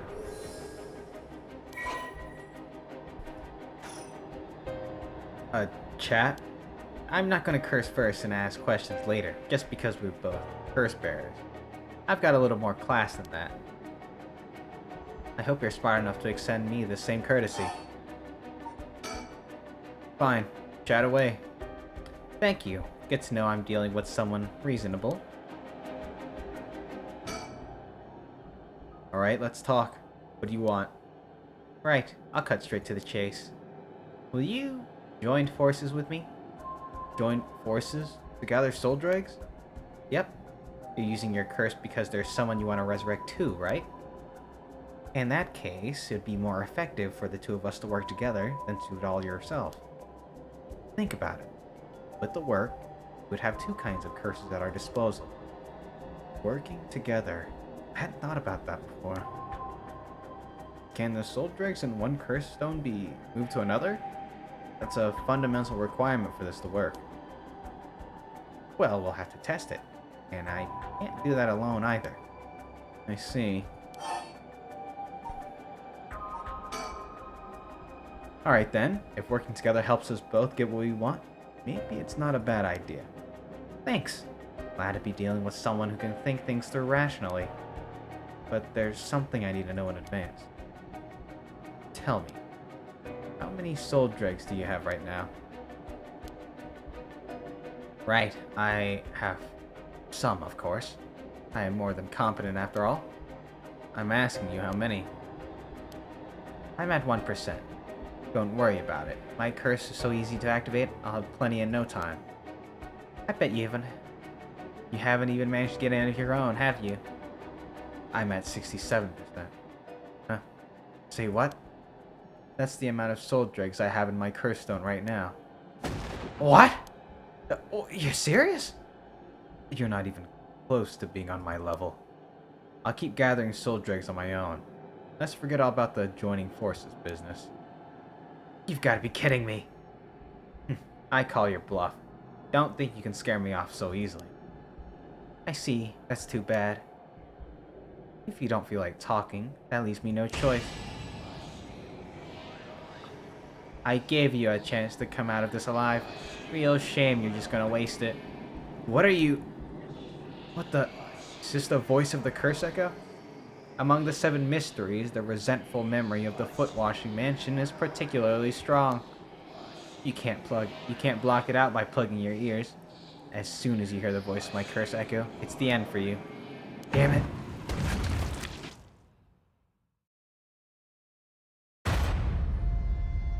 I think I'll go through all the deaths right now. Just so you can see. But like, you know, it's not like there's a crazy cutscene for each one, you know? So... My. Manly Flanly, you seem to have arrived at a less than favorable result. This be a conjecture on my part, but you have a way to evade curses that no one else is capable of, do you not? Fear not. Take as many attempts as you please for the conversation with Utero. Very well. Remember to ward off the curse before it is activated. But bear in mind, Shogo Okie has no way of realizing it himself, so you must react for him. So we're talking? I want you to join forces with me. Yeah, we could work together. This is going nowhere, actually. I'm gonna decline your offer. Huh. You're gonna collect them all yourself? Nani?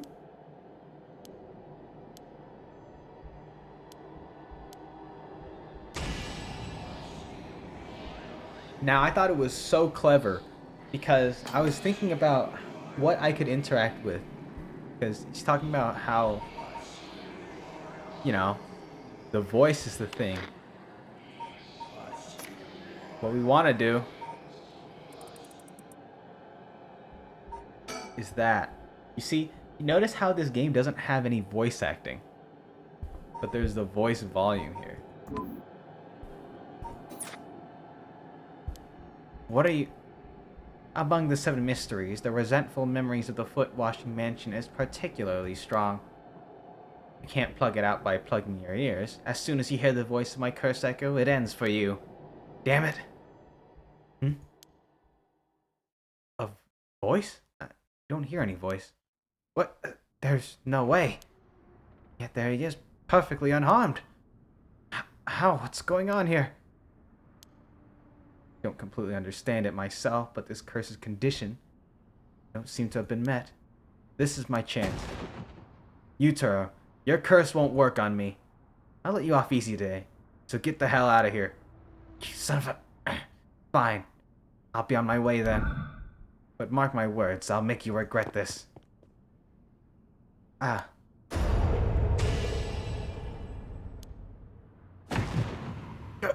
How is this?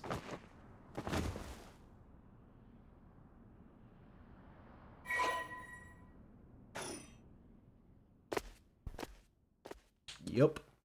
Just like that.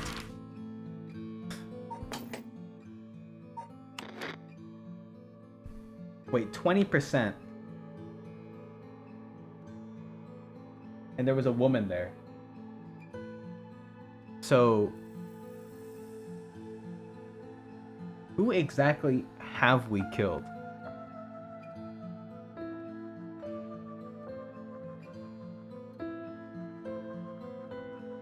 We killed the high school girl for sure. We saw her corpse. We killed the businessman for sure. We saw his corpse.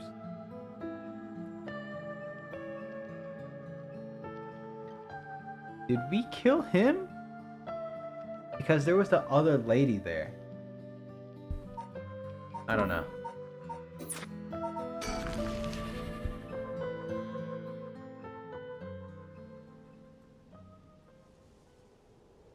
Like, I get that we did the curse thing. Former Yasuda Gardens. There was some kind of incident here recently. The entrance was blocked off. It was easy enough to sneak in since there are no guards at this time of night. However...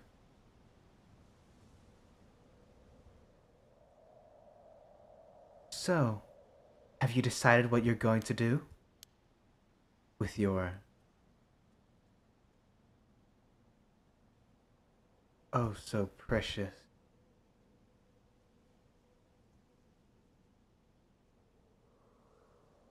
curse stone? Yeah. As soon as I snuck into the gardens, a woman inside called out from behind me. Been waiting for you. I have a curse stone. Her sudden proclamation had me at a loss of words, so the woman continued. I have you in a position where I can use my curse on you whenever I please. If you hand over your curse stone, I will at least spare your life. In that moment, all I could squeeze out with a reply was, let me think about it. Which brings us to now, alright? Don't tell me you still haven't made up your mind. Such an indecisive man. Wait, I might hand over my curse stone depending on certain things. Will you hear me out for a moment? Sure, go ahead. If you take my curse stone, what are you gonna do with it? With your curse stone? It's brimming with soul dregs, isn't it? It's already killed so many, no? How does she know so much? I'd like to avoid such crude methods myself. 7.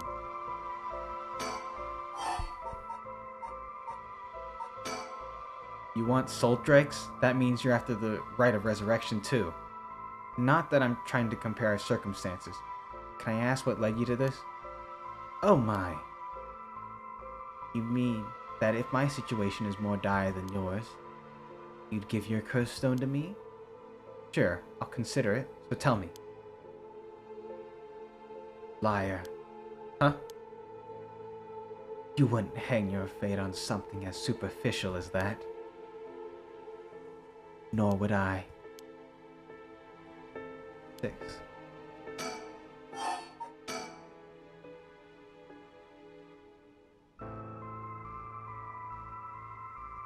My son. What? He'd be in 6th grade now. If he were still alive. Oh. When I'm one of the big kids, I'll help look after the 1st and 2nd graders, he'd say. He always had a strong sense of justice and responsibility. He wouldn't stand by when the other kids were being bullied. He'd defend them, even if he was no match for the bully himself. He'd often come home in tears. but only because he was sad that he wasn't strong enough to save others. He wanted to be a policeman when he grew up. Okay, I get it. I've heard enough. Oh, that enough for you? Yeah. Being such a sad story. Just makes me all the more sorry that I haven't changed my mind. I see. So even after what I told you. 5.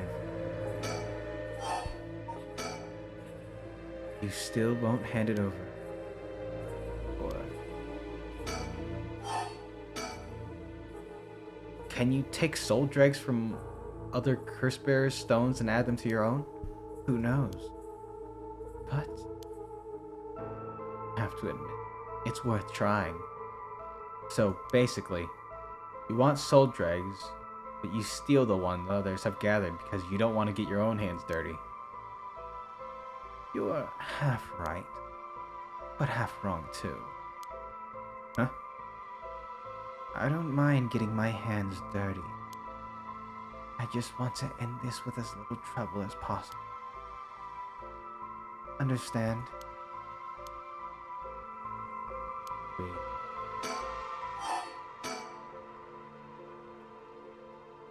How do you know you've already set off my curse? Go on then, use it. If I had, you would have activated it without all that bluster. And yet, here you are. Damn, does she already know about it? About that student from before?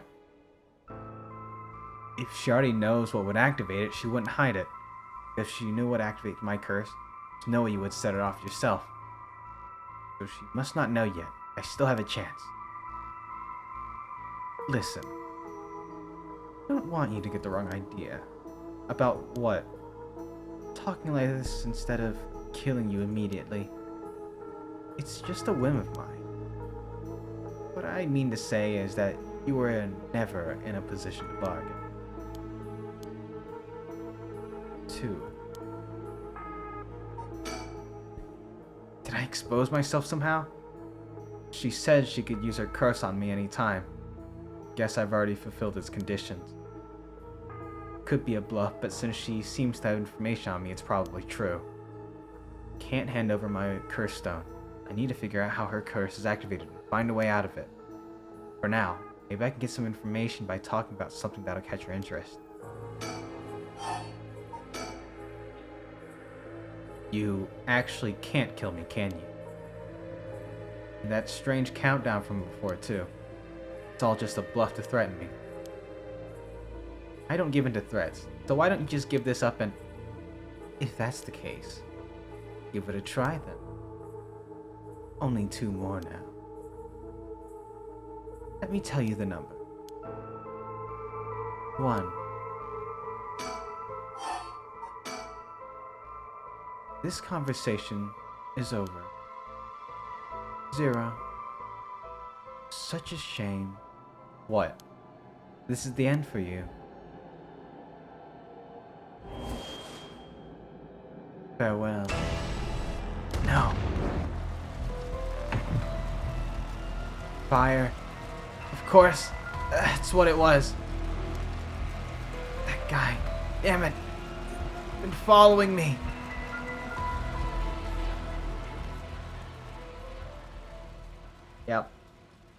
Yep. That's why he asked us. I feel like some of the... I mean, obviously. I think you're expected to... Some of them, the solution is obvious, but other times, I think you have to die. Then you'll figure out, like, oh, that's the trigger. And then you can do something about it. Which is cool. That's why there's the achievement system. It was not in vain, however, as you finally realized how the curse is activated. Fear not. You may make as many attempts as you please from the conversation with the lady. Very well. Remember how to ward off the curse when you return. But bear in mind, Shogo Okie has no way of realizing it himself. You must react for him.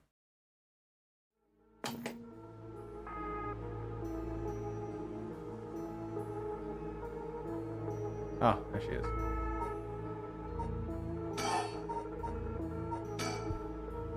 Oh, yeah, yep. Huh? Throw away this lighter? Why did I suddenly get the impulse to do that? Yes. Not sure why, but here it goes. Hmm? What did you just... What? Why throw your lighter away all of a sudden? Huh? Well, I kind of felt like that. How? Why is she losing it all of a sudden? Could that lighter have been what fulfilled the condition of her curse? But why? How did I... How could you... Ah.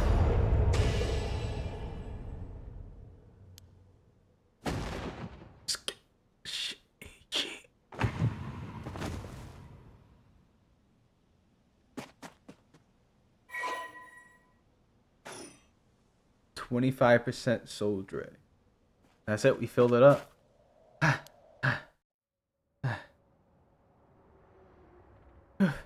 That was too close for comfort. Was that just coincidence? Not only was I able to release myself from her curse, she immediately panicked and ran away. Fortunate for me. If she kept her cool and stayed, we would have been at a stalemate. Oh, I should check my curse stone. It should have gained a lot just now. What the?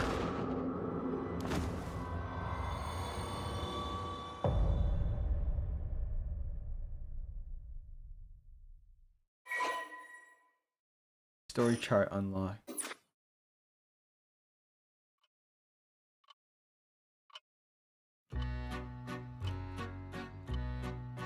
Pardon the interruption, but I'd like to take this chance to tell you about the story chart.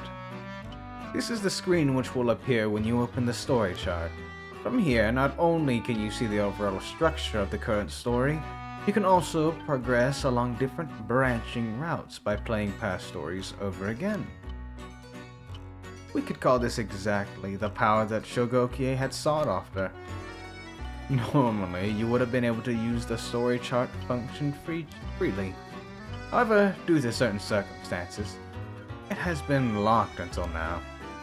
From here on, you will return to the story chart from time to time at breaks in the story. At these times, you will choose for yourself which story you wish to continue next.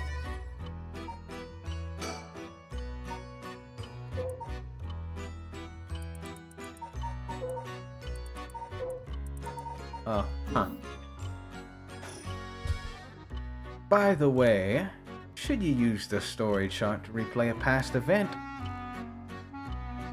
do you know what you must do and where? Of course you do. After all, you've gotten this far. What trigger did Yoko Fukunaga set off that led to her dying the way she did? You've come this far several times, so I have every confidence you will be alright. As long as you make sure not to do that thing. However, like that lighter in voice earlier, Shogo Okie has no way of knowing that himself.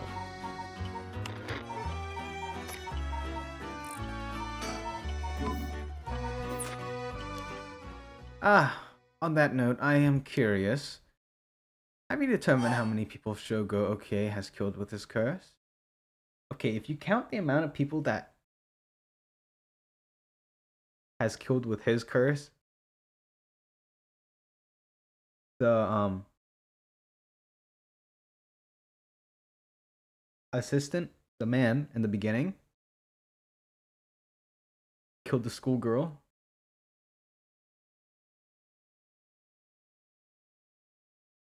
A high school.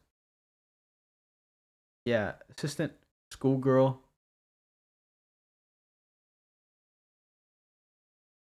We killed.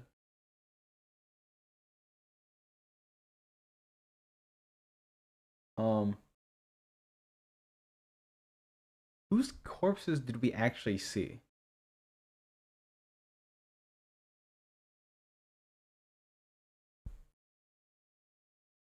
Because you would think it's 5. However, because I have played through this part, the correct answer is 3. I don't know how, and I'm curious to see what voice. 5, okay, I'll tell you what happens. When we click 5, he says, "Oh, so that's how you understand the events." Well, I'll tell you, the correct answer is 3. I see, I see. So that is your understanding of things. As it turns out, the correct answer.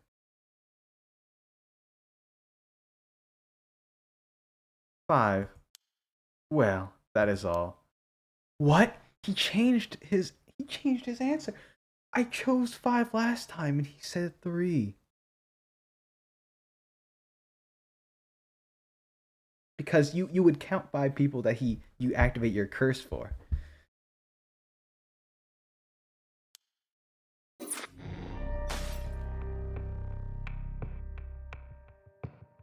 I I am so tempted to look up. But I won't. Something happening to Yoko. Ugh. The air just changed. Yoko, are you okay? What's wrong? Stay with me. Yeah. Think. Something got Yoko really rattled. Let me look.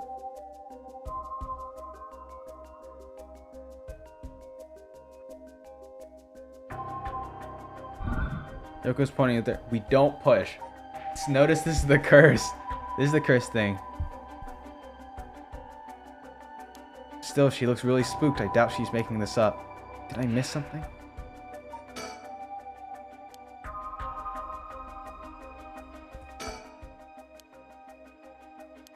Yoko. Yoko! She's in no condition. Keep yelling her name. Huh? What? Is calling her name really going to help? I'm already yelling as hard as I can. Shouldn't I look for what's causing this? There's nothing there. Hang in there, Yoko. Look at me. You're gonna be okay. It's alright. There's nothing there. Yoko! The One Piece! The One Piece is real!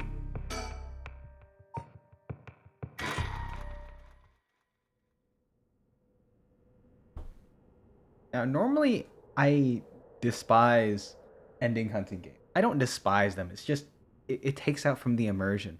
But the way that this game is set out so that it's like they've already set these boundaries between the player and the characters that the player is playing as, I think it works. I really do think it works. It doesn't take me out. Like in 999, you know? I did not like how you had to go through all the ending stuff and yeah.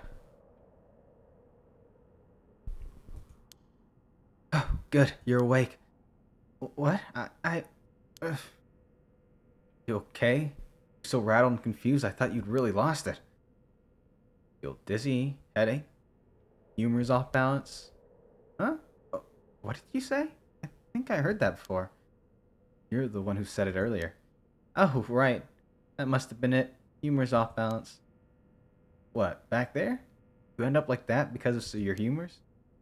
Yeah, I heard that at this age, your humors being even a little bit off can be fatal. I'm glad you're back to normal now. Sorry, didn't mean to cause you so much trouble. But I really don't understand what happened. Sounds like what happened to me. Maybe this place is dangerous somehow? What? Are you backing out? Yeah, it just doesn't feel safe to me, and I'm worried about you. Let's call off today's investigation. On, I just started feeling back to normal too. Nope, not happening. Go home. I'll even pay for your cab fare, okay? I end up having to force a still protesting Yoko into a taxi. Even then, she still wouldn't stop complaining. So to placate her, I promised I'd search the park on my own for a little while longer.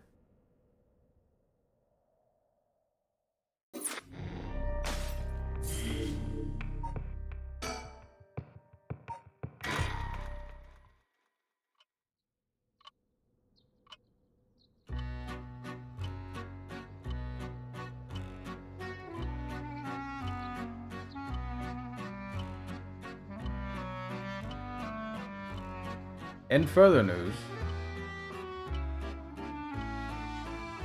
before dawn today, a police officer on patrol discovered a man collapsed in Sumida City Park. The man was taken to the hospital, but his death was confirmed shortly after.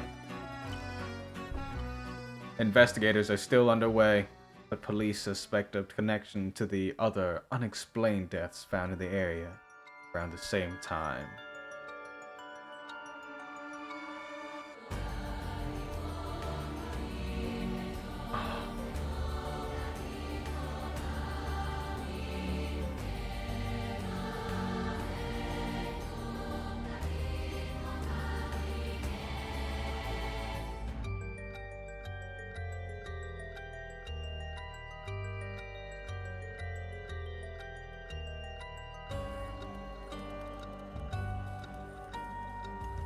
Man, I am so excited about playing the rest of this game. Character design, Gen Kobayashi? Hold on, let's get that name. Gen Kobayashi. It's amazing.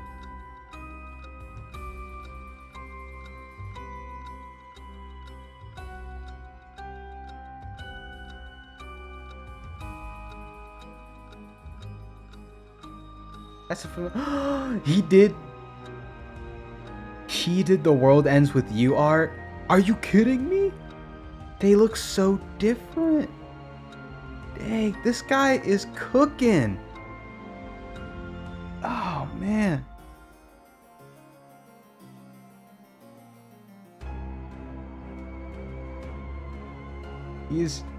Gen Kobayashi, he's an inspiration to me. He's so cool.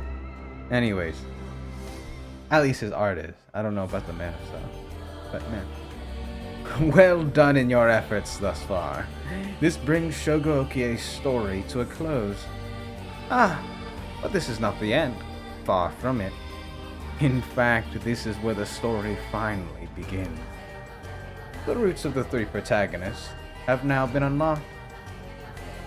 Haru Shigima, a woman who's lost her son when he was kidnapped and murdered. Tetsuo Susumi, the chief inspector of the 1st Division investigation, who was looking into the death of an officer in the line of duty. Yako Sasazaki, a high school student who wants to bring her friend back from the dead, a girl who died in a suspicious suicide. Each of them is burdened with circumstances that leave them no choice but to seek the rite of resurrection. Following these three storylines will reveal the full nature of all that is occurring. With that, please enjoy the continuation of this tale.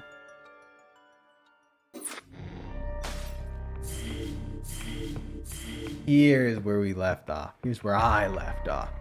And this time you can join me along. I'm so stoked.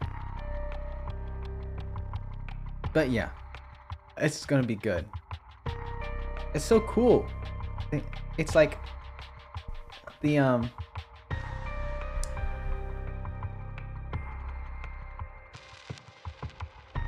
it's like, hang on, let me think. The storyteller told us that these three are the protagonists. Shogo Okie is not the protagonist at all. He's just a primer. He's the prologue. He just tells you how to get there. You know, so that you can get a taste of what these characters are in these moments. Telling us that these three are the protagonists. Yeah. And I mean, we could go back and stuff, but yeah. That's it. Oof, excited. For now though, I'm gonna leave it there. Yeah. Another Square Enix. You know, they got Gen Kobayashi with them. Man, they got a goated artist on their team. That's all I'm gonna say. But yeah. And the styles are so different. If you've seen even like a sliver of Neo The World Ends With You, you know how completely different the art style, the direction is for this. The other one was like really stylistic and stuff, and it makes sense for what you do there.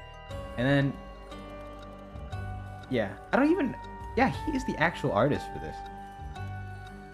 He's the designer. Man. Yeah, he works on Final Fantasy and stuff. With the Street Fighter? Are you kidding me? Oh wow. I feel like his normal style is closer to this. I don't know how he was able to get so stylized when it comes to The World Ends With You. But it looks so good too.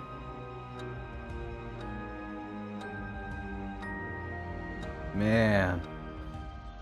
Alright, anyways, thank you so much for watching. I so look forward to what's going to happen in the future. 2 hours?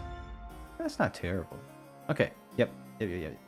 Okay, bye for now. Just for now. Bye-bye.